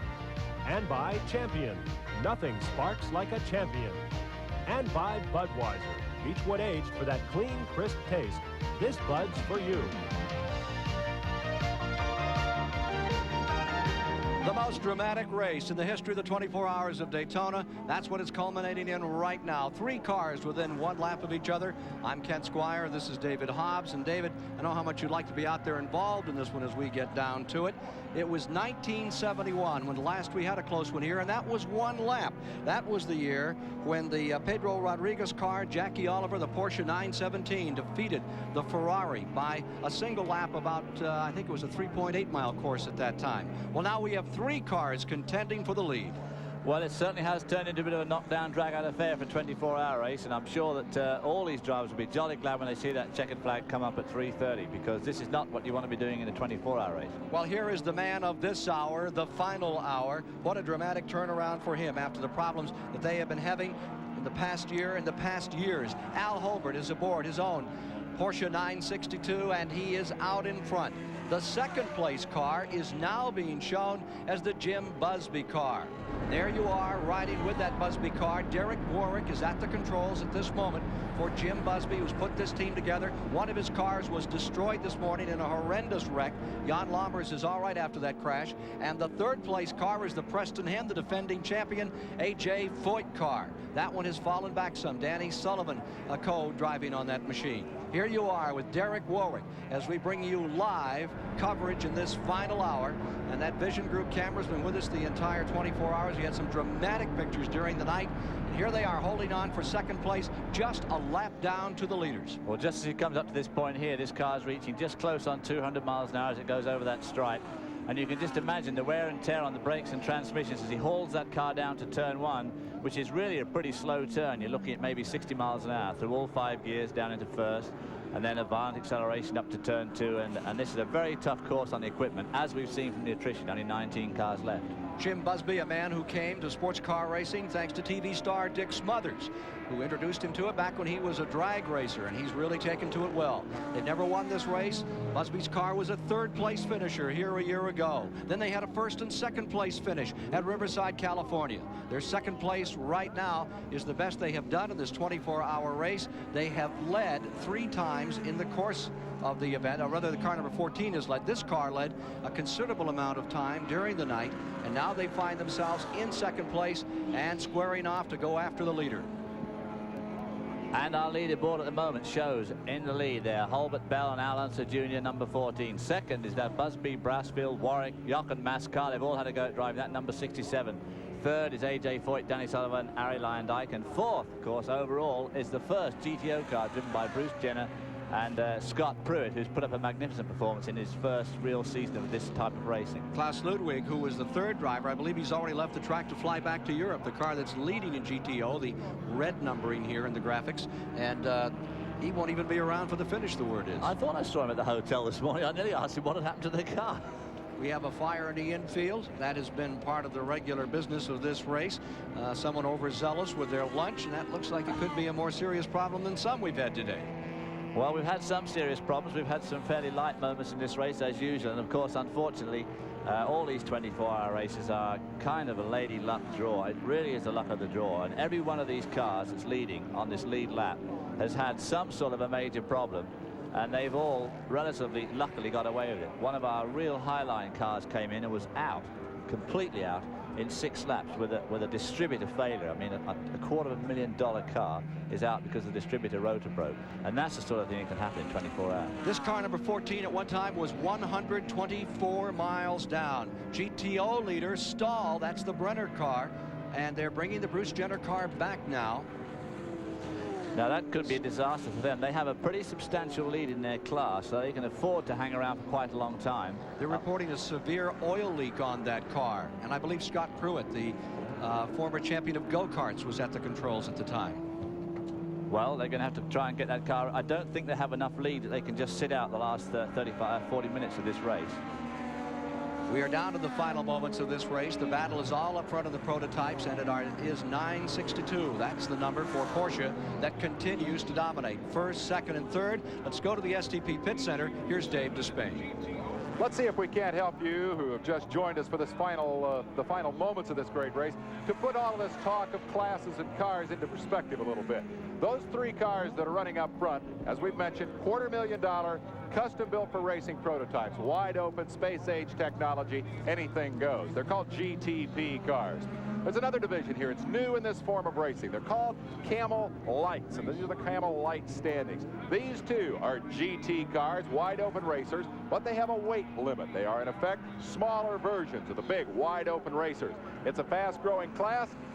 Head of the class right now, Frank Rubino, Ray Mummery, and John Schneider, and they have moved that car up to 7th in the overall standings. They are 104 laps behind the leaders. Those are the kind of intervals we think of in endurance competition, but we'll get to the fact that we have three cars within a lap or two up front. Right now, the story here, Rubino, Mummery, and Schneider. We have, I believe, one of those lead trio coming on pit road. One of the leaders, the 67 car, is coming on pit road, Dave, and that would seem to be the story that supersedes this one. Dave, that's number 67. The BF Goodrich car is on pit road. The third place automobile, Derek Warwick, has been driving. I think there's Derek Warwick getting out. I think they changed drivers. I would have thought that was kind of unnecessary at this stage of the game with only just 40 minutes to go. Here they are. That's a 17-man crew to maintain those two cars. What a dandy job they've done. New second place, maybe car number 8, the Preston Hen car, defending champions and two-time winners of the 24 hours. AJ and Sullivan done a great job with that car and keeping it up there throughout this, as well as Ari Lyondike, the Indy Rookie of the Year. Let's go back to Dave Despain. Let's look at another of our divisions of competition here as one of those GTP prototypes up front has trouble.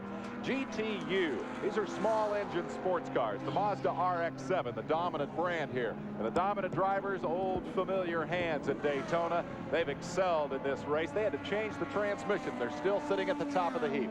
Dennis Shaw, Amos Johnson, and Jack Dunham leading their division over the Reed, Hogdahl, Kendall, and Rinsler entry, 8th in the overall standings, and 110 laps behind the front-running car in the overall standings. We go over here to GTO, story changing even as we speak. These guys, Bruce Jenner, the Olympian, Scott Pruitt, who's turned in such a great drive, Klaus Ludwig, the international star. Oil leak in the final hour. Here's your new leader. It's car number 64. The guys who have emerged to surprise are Lanny Hester, Maurice Hassey, and Lee Mueller. That's a Ford Mustang. They've been the guys that have dominated in that GTO division. Those are the big engine American Thunder cars. Here's your GTP battle. What a story. 3 Porsche 962s, all that remain of a fleet of 9 that came here to dominate this race to try to win it for the 9th year in a row for the German brand. 6 of them have failed. These 3 are still at the top of the heap. They're in a dogfight. They have pulled out all the stops. They've cranked up the boost, wound in all the horsepower, and like sprinters headed for that finish line tape, they're trying to decide it in the last few minutes of this 24-hour battle. Let's go to the leader's pit right now, Jerry Garrett. Well, Dave, we're going to have one final bit of drama here on pit road in the last half hour of this race. Al Holbert is going to come in unexpectedly for one more fuel stop. I think maybe they're just going to be on the safe side.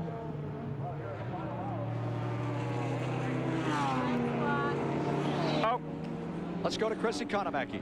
Okay, you're looking at Derek Warwick. Until a few moments ago, the second place driver. His number 67 BFG Porsche has a broken seat. It's rattling around in the car. They've wedged it in position with driver's jackets. You can see the jackets hanging on the wall back there. Warwick got out of the car and he lay down on the pit wall. He said, I just couldn't go any faster. It's murder. And you can see he's been out of the car 3 or 4 minutes now, and he is exhausted. AJ Foyt, battling this car for second place, is still out there, but his car has a sticking throttle. All 3 lead Porsches are crippled. The number 14 car has a broken front sway bar. The number 67 car, a broken seat, and the number 8 car, a sticking throttle. It's been a tough day for these Porsches.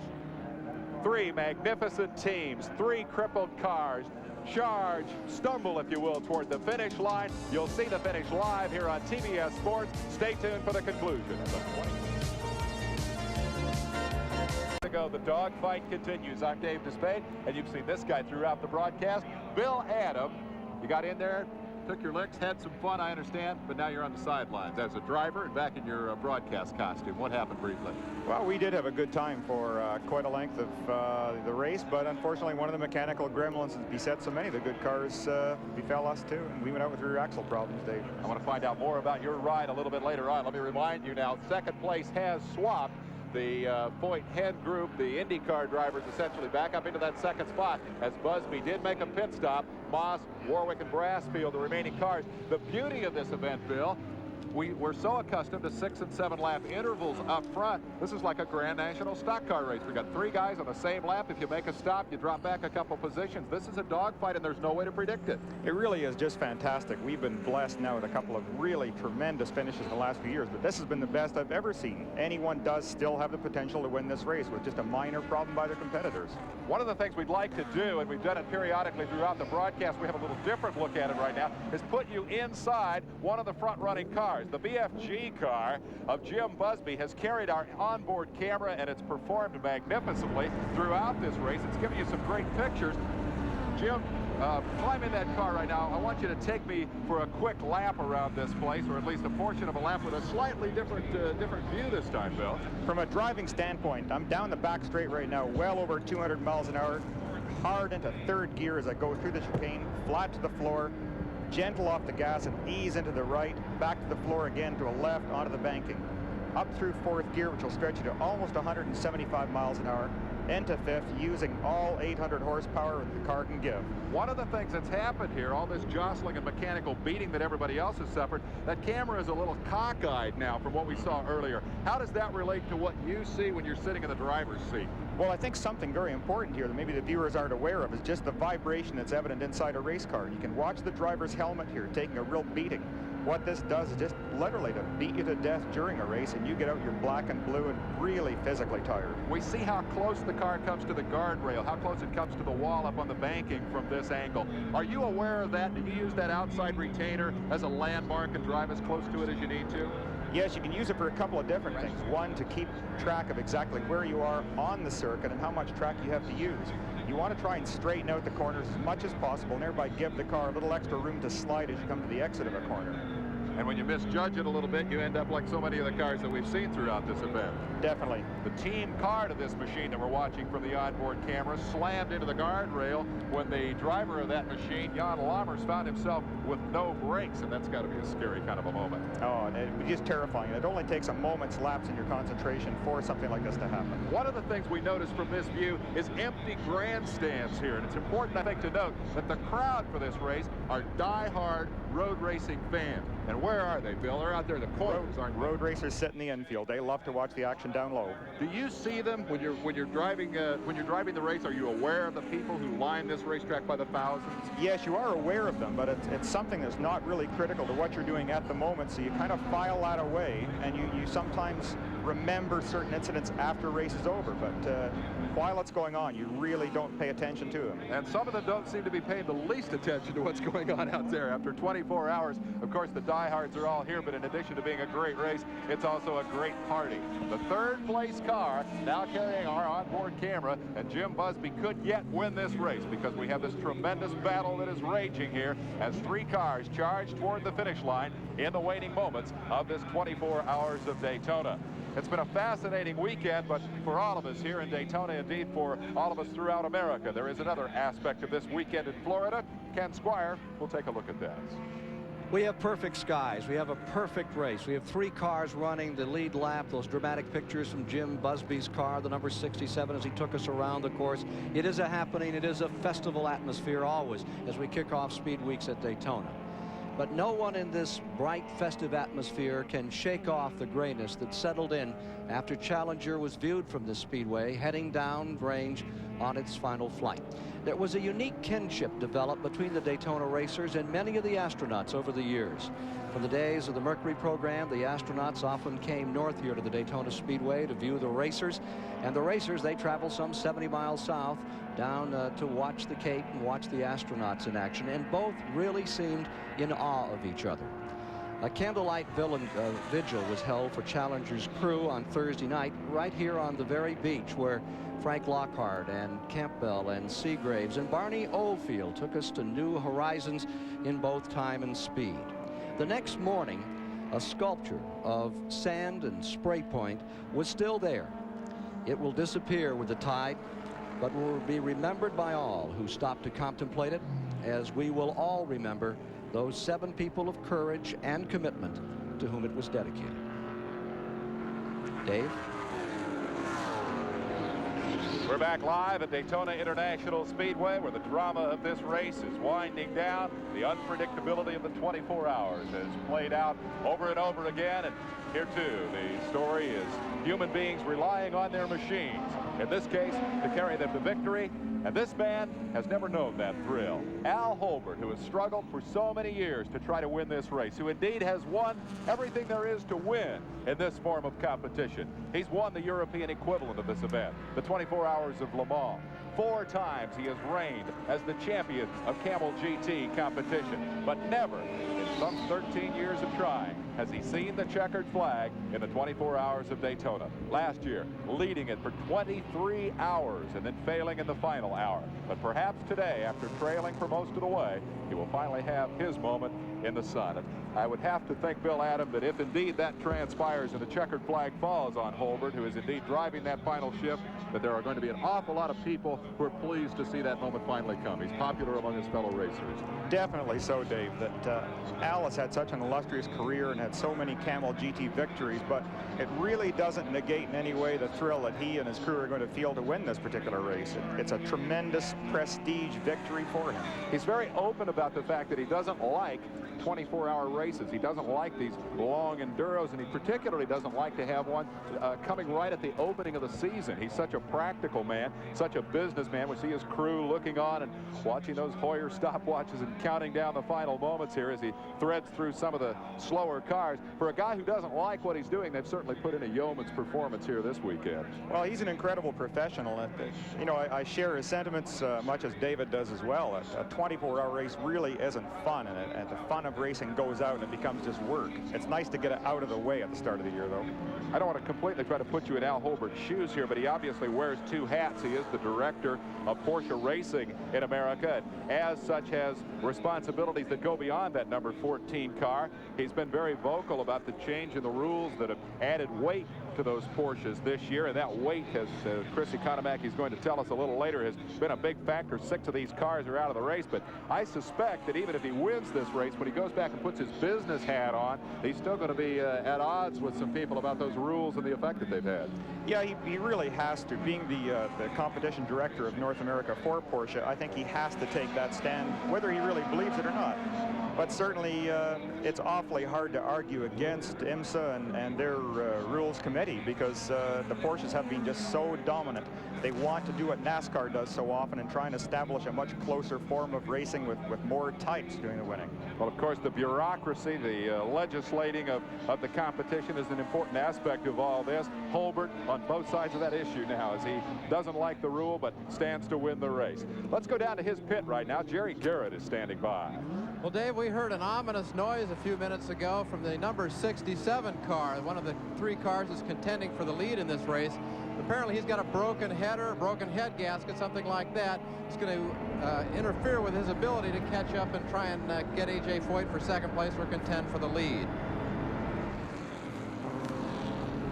Here is the onboard camera view, and again, that is coming from the 3rd place car as we measure intervals and watch the laps wind down here in this 24 Hours of Daytona, looking for an historic finish in this race. I think that is a given. I don't think but regardless of what happens with 3 contenders here, I think we're bound to have the closest finish in the history of this event. And the key, of course, is whether any of these 3 cars are going to have to make a final stop. As we make history here at Daytona, indeed, there is some history being made elsewhere around the world of motorsports. There's an awful lot going on this weekend. Bob Barsha is standing by in the GM Goodwrench Motor Week Update headquarters. And Bob, I understand we have records and other things to talk about. We do indeed, Dave. We're going to change the scene a little bit from here at Daytona across the country to the California State Fairgrounds in Pomona, California, where the National Hot Rod Association is opening its season at the annual Winter Nationals. They've had rain. Final eliminations are underway as I speak, but there has been big news. Here's the sampling.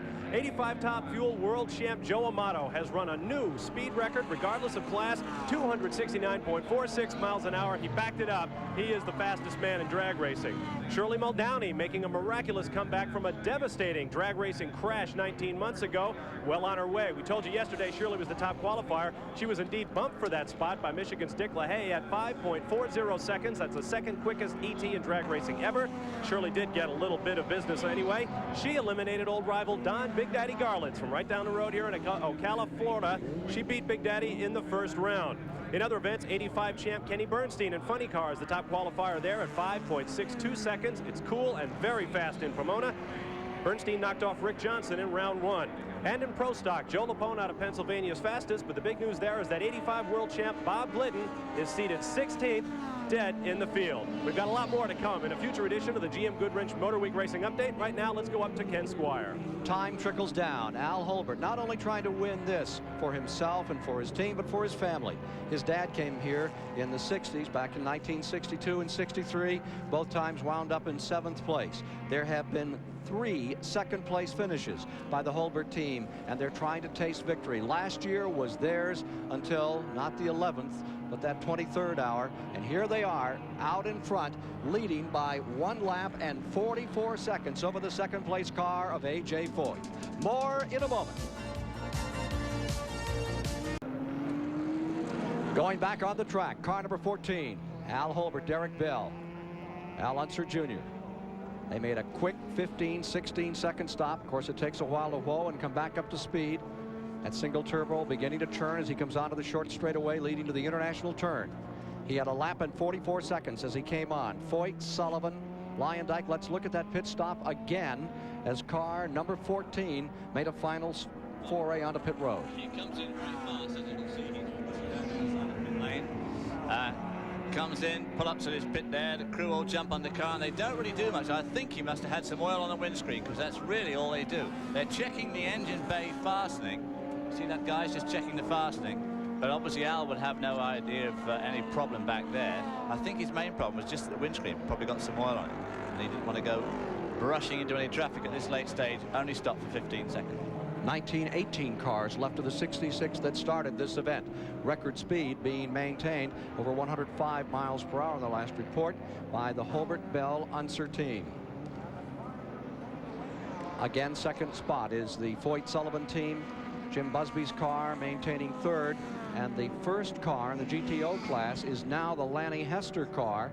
That is running 4th overall and 1st in the GTO class. The Jenner car is back in 5th place overall in the race. Okay. Here's car number 14 coming up on the banking. This race should end at 3:34 today. That's when they got the flag to start it. 24 hours back, it's 1 lap and 15 seconds, the interval between 1st and 2nd. So it's a wing and a prayer right now for Al Holbert at number 14. Well, they're always a wing and a prayer, but it seems pretty sure that Al's going to pull it off, but of course nothing's sure till that old flag drops. It'll be interesting to see how the Busby car gets on catching up with the number 8 car to take second spot. Curtain coming down in this race. Let's go to Chris Economaki. Well, there were 71 cars on the entry list for this 24 Hours of Daytona. About 65 took the green flag, and now there are fewer than 20 out on the track. And it makes pit road look like a town that's going downhill. The stores on Main Street are boarded up. Only one open here and there. And the fans, the vandals, you might say, were at a ghost town, have filled up the pits to get a better look at the action that remains. It's the end of a long, long day for many of the contestants. Back to you. The average speed is 105.174. The record for this race previously 104.162. That's the record, and they'd covered 703 laps. They're within 5 laps of that distance of 2,500 miles right now. That record was set a year ago by Bob Wallach, A.J. Foyt, Al Unser Jr. Terry Bootson was in that team. The second place car, here it is, the Preston Hen car, which has been a story unto itself in the past few years. Twice a winner and then a runner-up here in this 24-hour conclave. And here he is coming back up on the banking another time. car number 8, the Porsche 962. Team put together by Preston Henn. Did not get off to a big start, but it sure is around at the finish. Car that really came out topside in a hurry was the Dyson number 16. We'll review some of the moments of this race for you a bit later in our coverage today.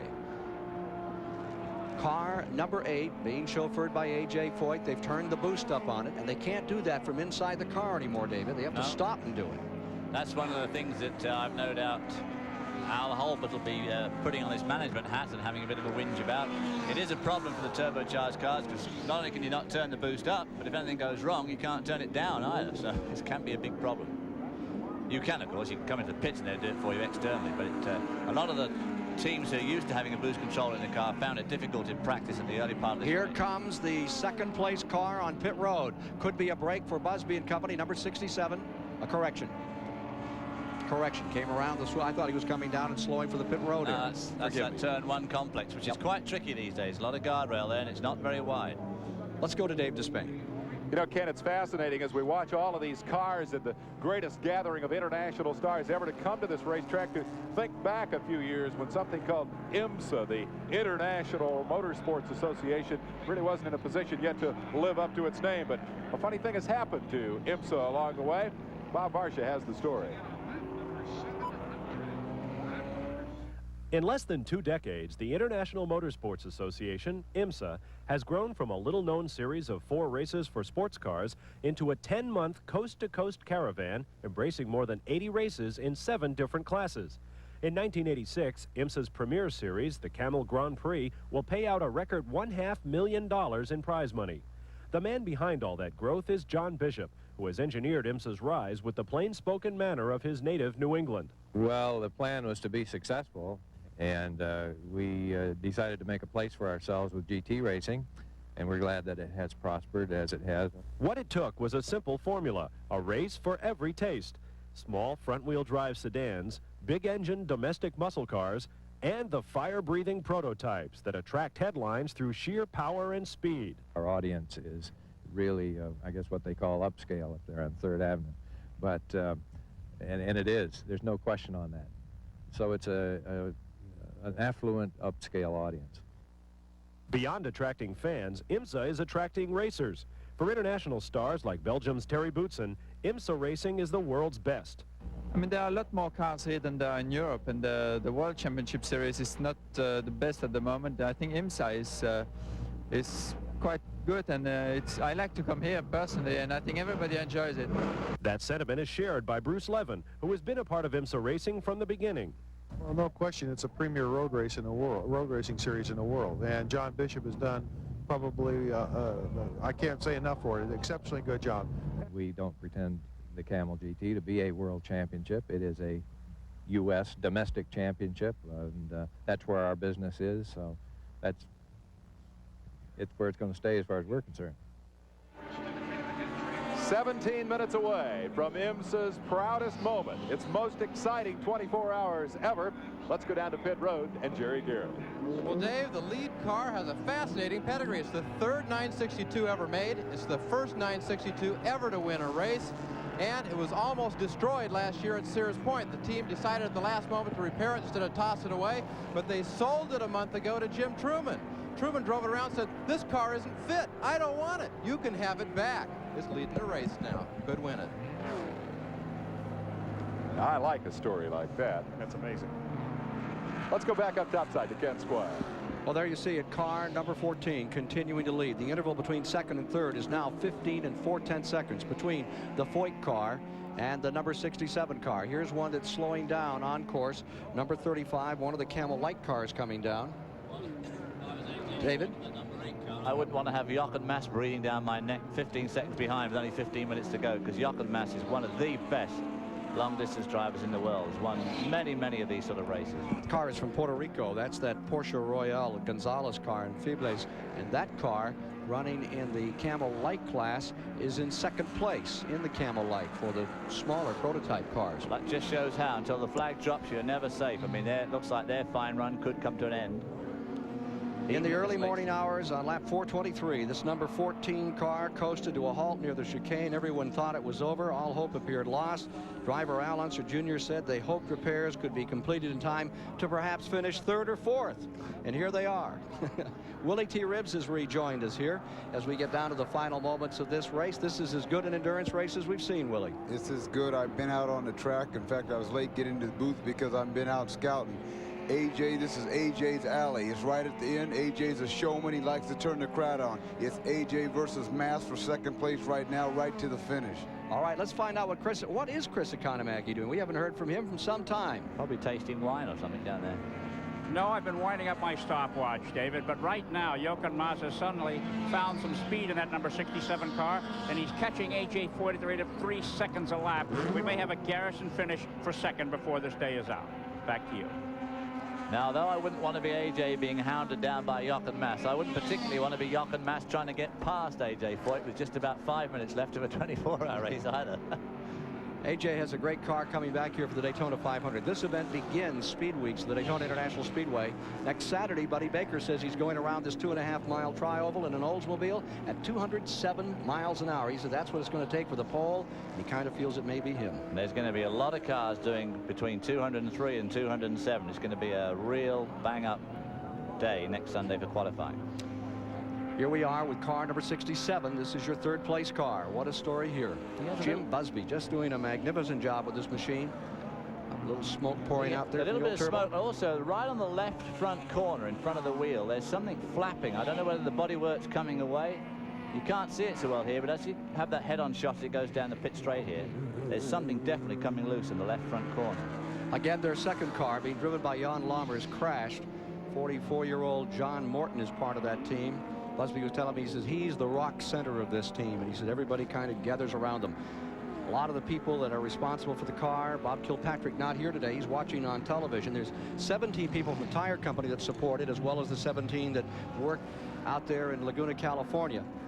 And they continue 2 cars for a 19-race series with 17 guys. That's really being efficient. Well, there we see one of that 17, Jochen Mass, hounding down AJ Foyt, and we're going to be back with the final coverage of this fantastic 24-hour race from Daytona Beach very shortly after these commercial messages.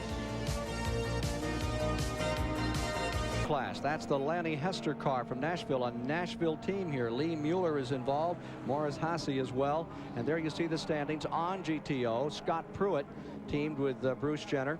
And earlier with Klaus Ludwig maintaining the 2nd position. They've had their problems, transmission and oil leak and so on the 07 car.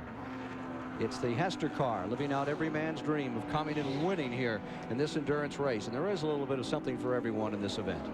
Nothing much to me except being up here with you, Ken, but who could want more than that? All right, now you're inside with Jochen Mass and the BF Goodrich Porsche 962 as it chugs along here at the finish, trying to close on the number 8, being driven at the present time by AJ Foyt for 2nd place. And the interval is 6 7/10 of a second between Foyt in 2nd and this Jim Busby car maintaining the 3rd position. There you see him swinging around the International Horseshoe. They probably turned that boost up. Derek Bell smiling to himself as he's got a lap and 50-odd second cushion on that duel coming up for 2nd spot. We've only got, what, just over 9 minutes left of this race. Remember last year when it was Derek Bell making all the electrical changes? Got himself a union card down here as he tried to keep the car going, but could not keep it up in front. He's just done a 6-month electronic course. Didn't need it this year. Let's go to Chris Economaki. Okay, yeah.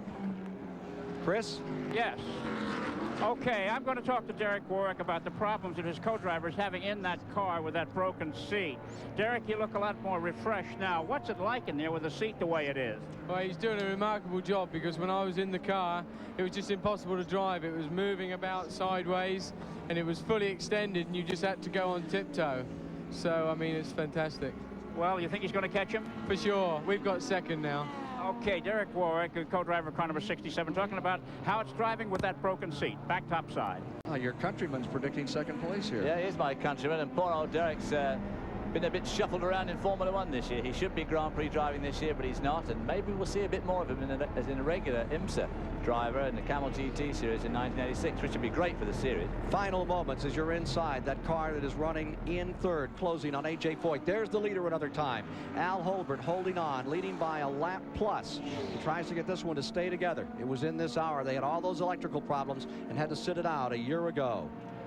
The interval is shown at 8 2/10 of a second now. AJ doesn't want to give up that spot. No, he's responded okay, and he's really going to have his work cut out to gain 8 seconds in about 7 minutes. Jerry Garrett?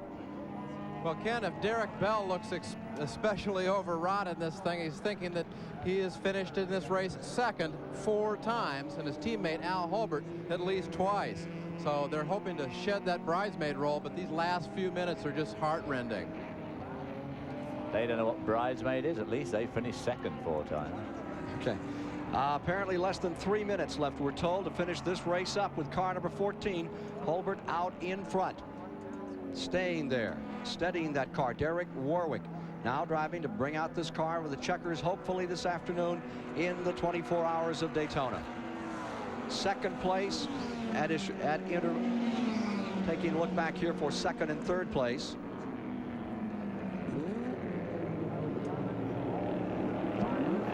And you see here the number 67 car. That's the second place car, and then the third place car that is the third place car, Busby.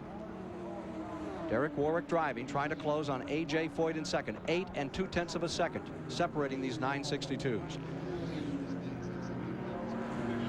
Ken, I think one of the things that we need to review a little bit here perhaps is the issue of strategy. We talked so much about it when we went on the air 24 hours ago. We need to, I think, look back to the decisions that crews and drivers have to make during the running of this race. Notably Al Holbert, but in the case of all of these teams.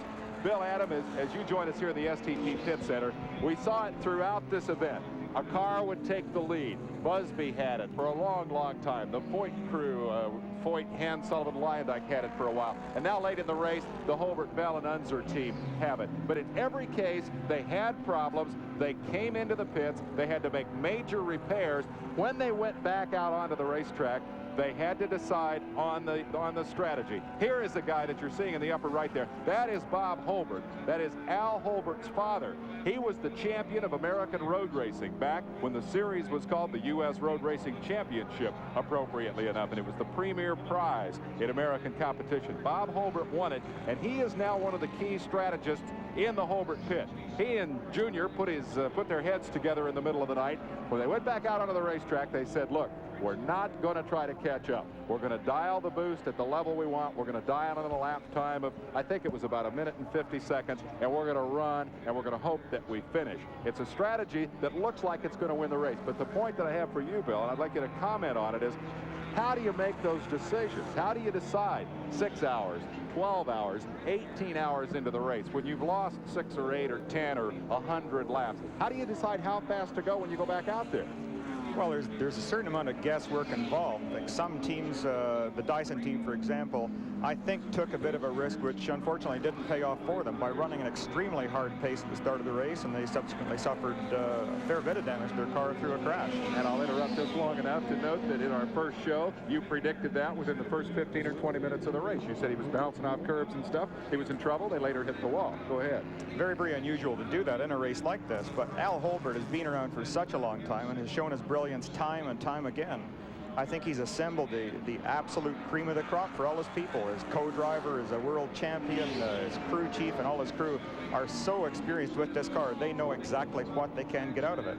Go ahead. You certainly run into certain situations where unknowns can make a difference in the race. But by and large, if you play on probabilities, it's almost impossible to beat the Holbert strategy. Well, the genius, I think, is the ability with 6 or 8 hours to go in the race to take a very small dart and throw it at a very big board, keeping in mind that they can run anywhere from a qualifying speed here of a lap of 1:39 up to what would be an average mid-race lap for a front-running car? It'd be at least 10 seconds off that pace. Yeah, I would imagine a 10-second gap would be very accurate, Dave. If you can run from a 1:47 to a 1:53 range for the entire race, you could probably average it out, just taking today's average speed and see that it would be in that bracket someplace. And they've dialed that in perfectly. They picked their pace, keeping in mind, too, that that car has a broken sway bar in the back. They broke that sometime in the middle of the night. It was one of the things that forced them to make the decision to run conservative, save the car. They didn't want to take the time to try to fix it. They chose instead to simply back the pace down. But I think the thing that is most fascinating here in the STP Pit Center as we watch all those decision makers, we got a car in trouble out there. We may have a red flag coming out here in a pace car incident. And that looks like the second place car in the GTU division. I believe that is the number 75 Reed, Hogdahl, Kendall, and Rinsler machine that has come to a stop. And you're exactly right. The car has stopped out there on the racetrack, and that might bring out a yellow flag. I think it will, Dave. That'd be an anticlimactic finish to this race, which will officially end at 3:34. It was about 4 minutes late getting underway here today. To make that final point, Hulbert made the right decision. Hulbert dialed in a speed for himself, for his co-drivers. His crew backed it up with the right logistical support. They predicted when they were 7 or 8 laps down, if we run this speed to the finish, we might have a shot at it. And lo and behold, he appears to be right by an interval of less than a couple of minutes here, because that looks like that's going to be the interval at the finish of this race. Although it may tighten up if that yellow flag comes out. We'll see a parade finish, which would be an anticlimax here. There's the driver climbing out. I think with the driver getting out right now, Dave, one of the rules in IMSA here at the Daytona Speedway is that if there is a car on the surface of the track, rather than the apron itself, they will put out a pace car. So we may have the race finishing under this situation. That is the exit of the chicane, by my view. Would you Bill? It appears to be. Bill, there's no sign of a caution flag being thrown here at the present time. We're looking down at the flag stand, and that Mazda RX-7 lies there, the California car. And with this close to the finish, I question now if they're going to drop a yellow on this. I can't believe they would. A minute and a half to go. By the time the pace car got fired up and pulled out, it would all be over anyway. Well, they could use the yellow in that one corner, and it would, do the trick. Apparently that's what they're doing. A.J. Foyt's car maintaining second. Here's the Hulbert car, still leading. I believe he'll get in just about one more lap. Here he is to the line, and I would think this would be the final lap for Al Hulbert. Here you see him coming into turn number 1. David, you've been here trying to win this race for years. You've been trying to win Le Mans. You must feel star-crossed about this. You came here with a brand new, potent BMW. Everybody said it was a potential pole sitter. Well, it was, and it will be as the season unfolds. We're going to take a 2-car BMW team down to Miami in just a month and try and put it on the pole and try and win that one. But it was very, very disappointing. And it's not the first time it's happened to me here, because I was at the very, very first Daytona endurance race in 1962, and I didn't finish that one either. Well, I'll tell you who else was here. The guy in second place, A.J. Foyt, was here in 62, and he was out in the first 2 laps. Then in 1967, remember when he won Indy for the 3rd time? He also won Le Mans that year, so he's got a little road racing experience. He's got some good results under his belt, David, we're now being told that there are 2 laps from here to the finish. That's the latest word, 2 laps to the finish. Now, does that get communicated down to their pit area? I'm sure they'll be able to ask the IMSA officials, must know, yeah. They'll have one in their pit, and they'll ask him where. And at this stage, this is when the heart is really in the mouth. I mean, Al Hulbert's out there just hoping desperately to get these 2 laps rattled away. No reason why they shouldn't, but you just never know. Into that chicane for the last but one time. So that's the old Dean. Any wise sayings here at Kanamaki as we get down to the end of this one? Oh, well, I don't know. I'm here in Victory Lane counting medals, caps, and gifts and so forth. The security guards are here. It's going to be a wild scene. This has been probably one of the toughest 24 hours ever. I don't think that any car on the track right now would finish if this was a 26-hour race. They're all limping or gimping around this racetrack. It's really been tough on man and machine. Back to you. Well, if that Lowenbrow car's got a broken rear sway bar, they must be having to take it very steady in the turns. Otherwise, they could really get rid of their front tires. It must be putting a lot of strain on their front tires with no rear sway bar. Final lap right now for car number 14. Just went into his final lap. There you see Derek Bell perched up on the wall watching as car number 14 goes into turn 1 through that turn 2 area, which is where they over the curb there. It'd be great, wouldn't it? Get pushed off by GTO Toyota the last lap. And he's gathering up the second place car here. Down a lap, as we understand, is the number 8, the Preston Head car.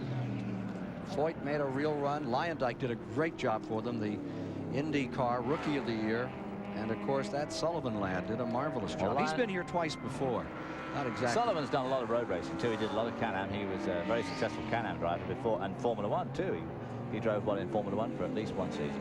Porsche's angry. They don't like the rules, the extra weight that was added to them, but here they are again, first, second, and third. It's tough to legislate against Porsche, and they do make racing cars, and they make them right, and there's just no getting away from it. It doesn't matter what you do with the rules, they're always going to be in the forefront. Back they go into the banking for the final time in the 1986 24 Hours of Daytona.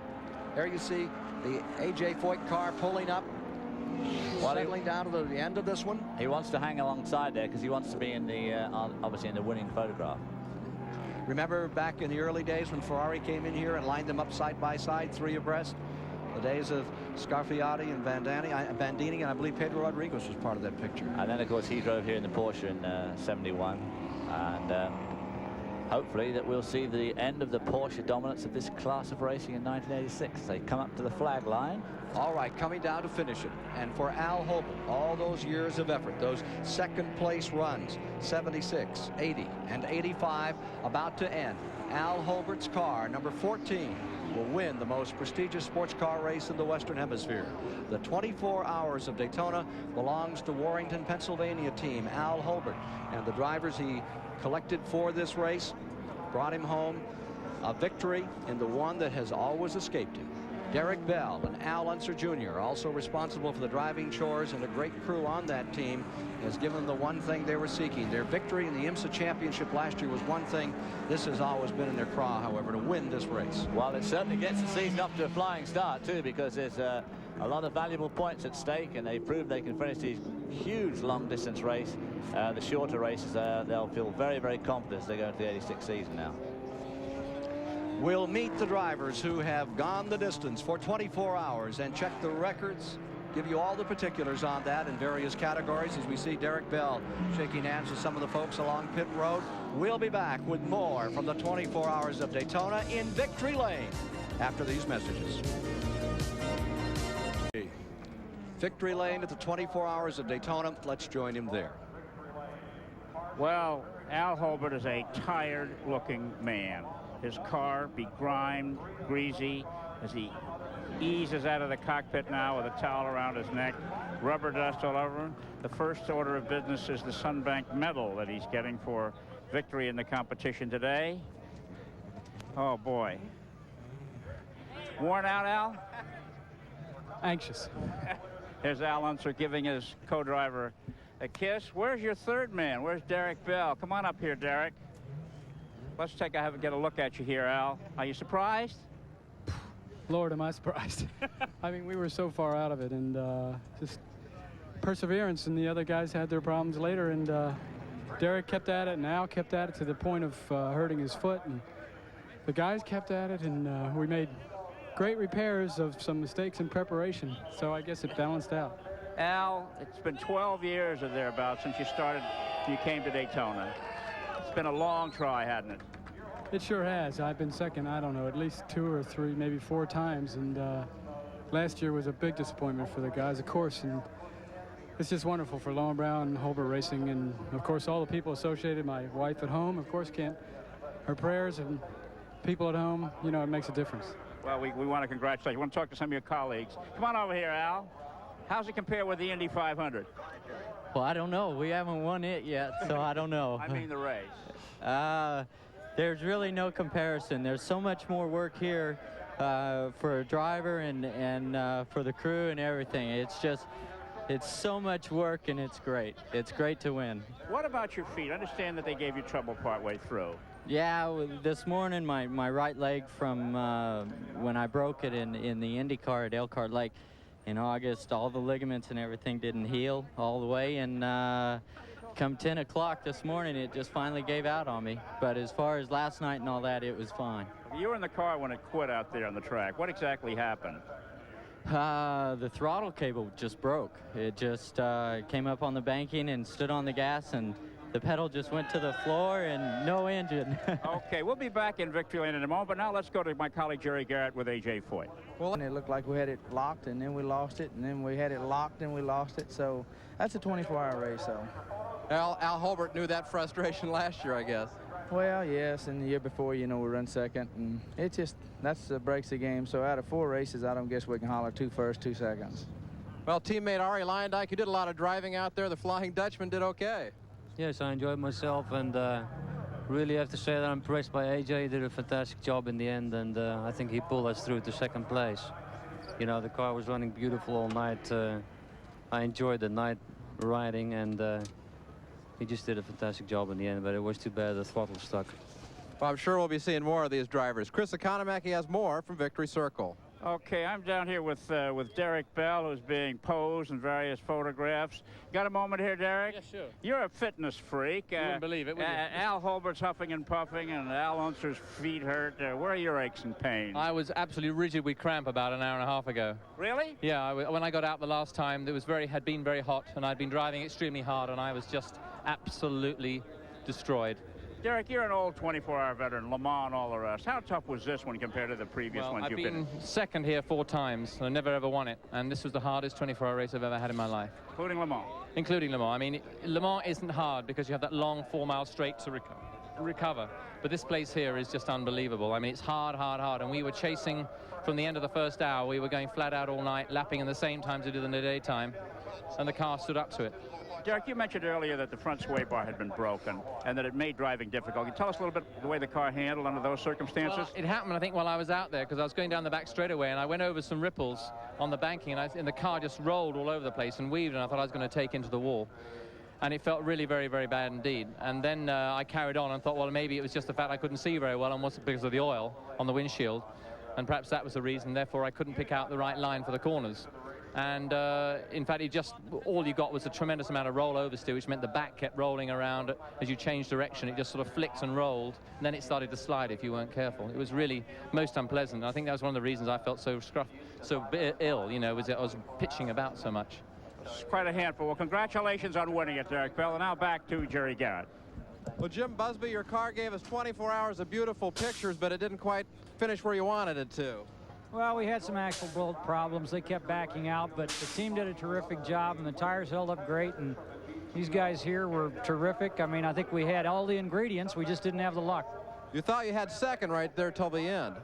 Looked like we were catching up, but we had a seat broken in the car. Jochen was being tossed around in the car so much he could just barely reach the brake pedal, so he finally just said, look, this is enough.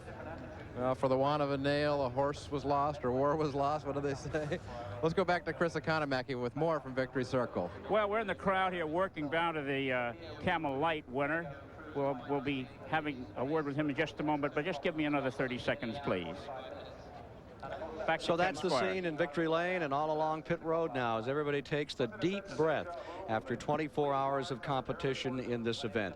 The flags in the international turn representing the drivers who have been here to compete in this event that began yesterday at approximately 3:30. And let's take a look now at some of the highlights from the race action that we've enjoyed here in these past moments. The major story at the beginning was this car that never got to start. Set a record at 129 miles an hour, but the Hendrick Corvette had a transmission problem and was not among the 65 cars that came down to take the green flag and get this 24-hour race underway. Pouring into that first corner, always a hard moment for everyone trying to stay off everybody else. From the in-car camera, you see some of the early battling here.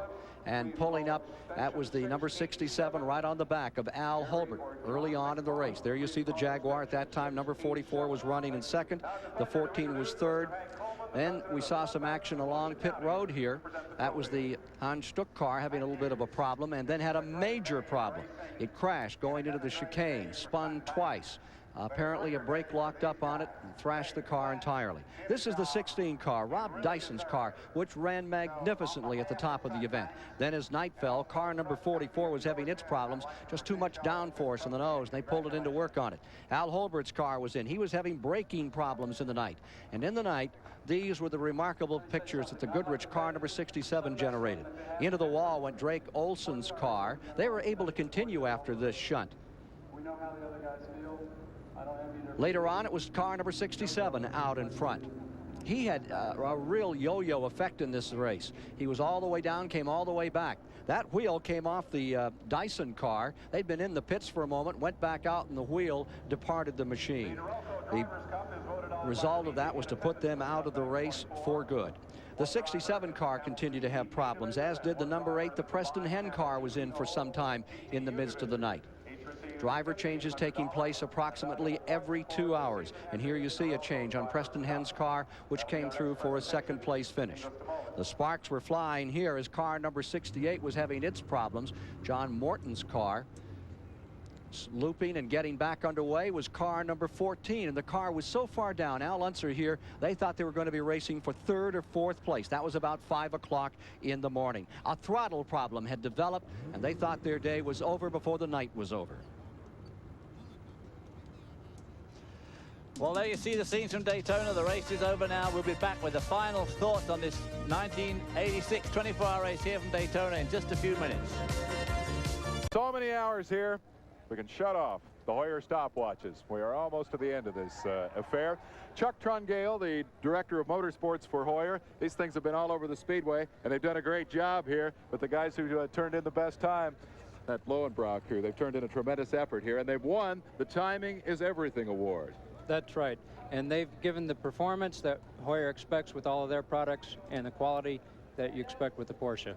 I'm going to put you to work in just a moment. Okay. Hang on to that grand prize. I want to talk to this guy. Tom Seabolt is the crew chief on the winning car. And Tom, you guys worked your tails off. Congratulations. Thank you very much. Yeah, everybody put in a great effort. So, you know, I wish I could think of every name right now to thank each person individually, but everybody on the whole team put in a great effort. It would seem to me that after all the frustration of last year, leading so long and then seeing it all go away, that to trail for so long and to seemingly have written off the victory and then to emerge at the finish, this must be one of the great moments for Hobart Racing. Well, that's one thing our team tries to do, is we try and go for the finish no matter what. It turned out right at the end that if, you know, had we given up earlier or taken another 10 minutes on a broken throttle cable change or something like that, that could have cost the victory. So you have to give it your all every minute of the race. So that's what all our guys do. We've got it all for you right now. On Al's behalf, we'd like you to accept from Chuck a beautiful watch. Chuck, do the honors here if you would. Tom, on behalf of the president, Jean-Pierre Leroux of Tag Heuer and RPM, we'd like to present this Heuer Black Coral Sport Watch to you and your crew and to Al for performing so well in the Heuer Timing is Everything award. Thank you very much. It's gorgeous. And we got $500 to go with that, too. Congratulations, Tom. Let's go back to Chris Economaki. I'm here in Victory Lane with the winners of the Camel Light Series, John Schneider, Ray Mummery, and Frank Rubino, a happy trio. Now, you guys said this race was a piece of cake. Tell us really what happened, Frank. Well, at 11 o'clock last night, we lost second gear. Later on, we proceeded to have a wheel nut welded on and spent 23 minutes removing it. Other than a minor cockpit fire, things went wonderful. Well, how about you, John? Well, I think what happened, because of the attrition, it boiled down to the best prepared car. And Ray, you had a spinner, too? Oh, I had a couple of them out there. I got helped into one and did one all by myself, but it didn't matter any. We kept on going because it's a great car and great preparation. We've had good backing from everybody, and the list is endless. You know, everything worked out. You guys aren't used to Victory Lane. You're supposed to talk about the kind of car and the kind of engine. What is it? It's a brand new JM19 Argo with a Mazda engine, and we're sponsored by the Outlaw Horsepower Booster Company, who's going to do us for the whole season. Well, that's good. You got that plug in. Okay, congratulations, gentlemen, and back topside to Ken Squire. All right, we'll be back with more from the results on this 24 hours of Daytona after these messages. Stand by here on the Superstation.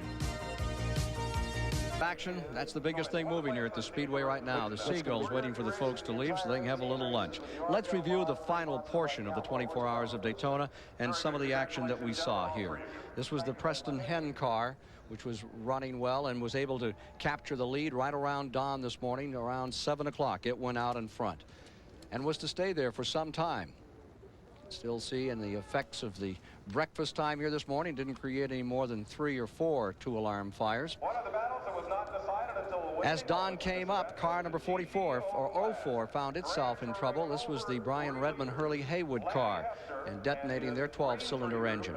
67 went in front, the Jim Busby car for some time, and things had turned completely around for them. They thought they were out of it. They were right back up in front another time. And then they, too, had still another problem. They were under the car, and all they had 5 problems back there. with that rear end and that hub, blowing tires out on them. But the worst problem for them came when Jan Lammers, the Belgian driver, crashed into the wall. He was pinned in the car for some time, but escaped injury. Car looks to be a wipeout. Following that incident, we were able to see A.J. Foyt another time, stomping and storming, along with Danny Sullivan, co-driving much of this distance. And they were pulling themselves up and getting the lead. It looked like Preston Head was going to do it 2 years in a row and 3 times. And here you see the the 13 car leading in the Camel Light competition at that time. And it was on to win the Rubino car, Mummery car. Beautiful machine. And that new class that started a year ago. Following that, the GTO class. This was Frank Rubino's number 07, I believe. And that car was leading in GTO and holding on. Roush machine. In GTU, Amos Johnson and company were having themselves a time in GTU throughout this event. They dominated pretty much the last part of the race, along with Shaw. There you see it. Another Mazda getting the job done here today. Toward the end of the race, we were once again watching the A.J. Foyt car and the Holbert car and the 67 all in there together, finding it out. Car number 8 had developed a problem. It was back on pit road another time, and the Preston Hen crew was extremely concerned.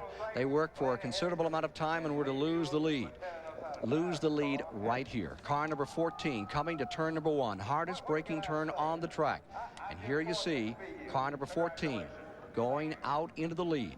It was at this point, way late in the race, an hour to go, that set it up for this finish. Notice that as they came to the checkered flag here, that car number 8 got a lap back, so we had 2 cars finishing in the same lap. The margin of victory, 1 minute 49 seconds, the closest race ever in the history of this event. The average speed was 105 miles per hour, 105.4. That breaks the old record of 104.162. Willie T. Ribbs is here and David Hobbs. Your thoughts about what we've seen this day and this past night? Ken, we knew the strategy was the rabbit and the turtle. And the rabbits ran themselves out of gas and the turtle sat back and they finished 1, 2, 3. David? Well, for all the strategy and all the clever thoughts and everything, I'm afraid that Lady Dumluck played a part. That Busby car did 339 laps. At the head of this field, the Holbert car did 51. But, of course, one of those laps was the right one. Let's go to the STP pit center. Here's Dave Despain.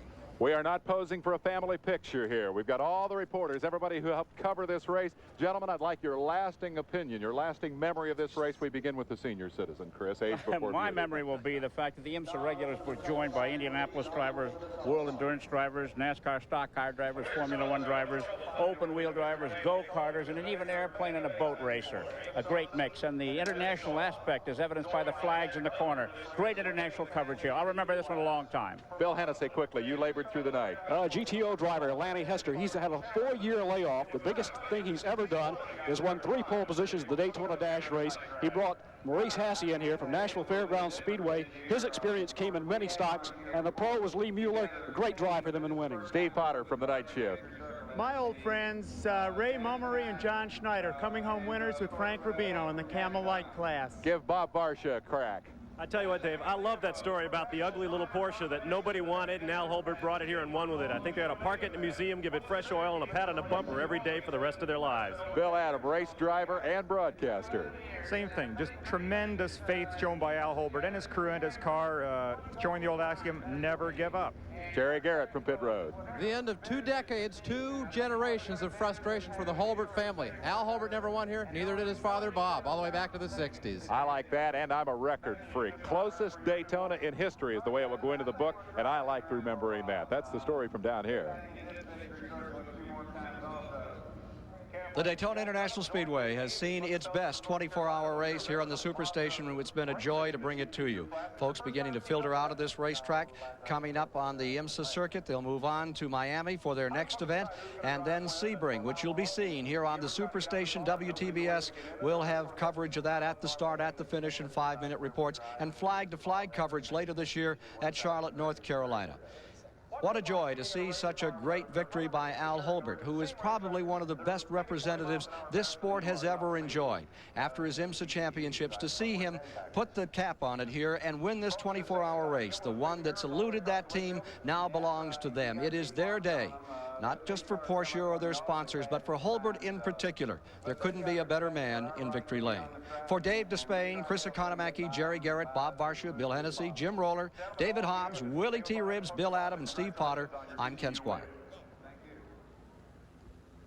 A promotional fee and consideration paid by STP. For nearly 3 decades, America has been driving and winning with STP. STP is the racer's edge.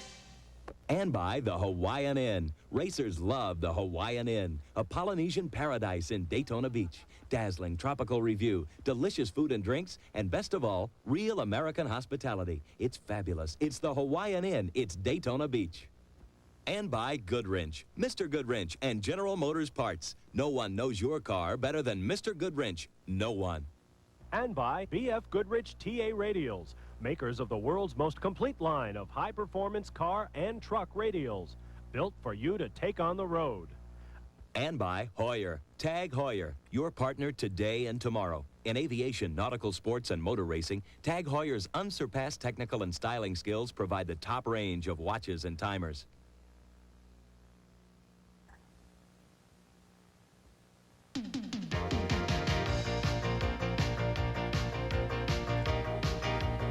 Live coverage of the 24 Hours of Daytona was brought to you by Dodge, a performance revolution, an American revolution. And by BF Goodrich TA Radials, built for you to take on the road. And by Coors, the beer with the difference worth tasting. Coors is the one.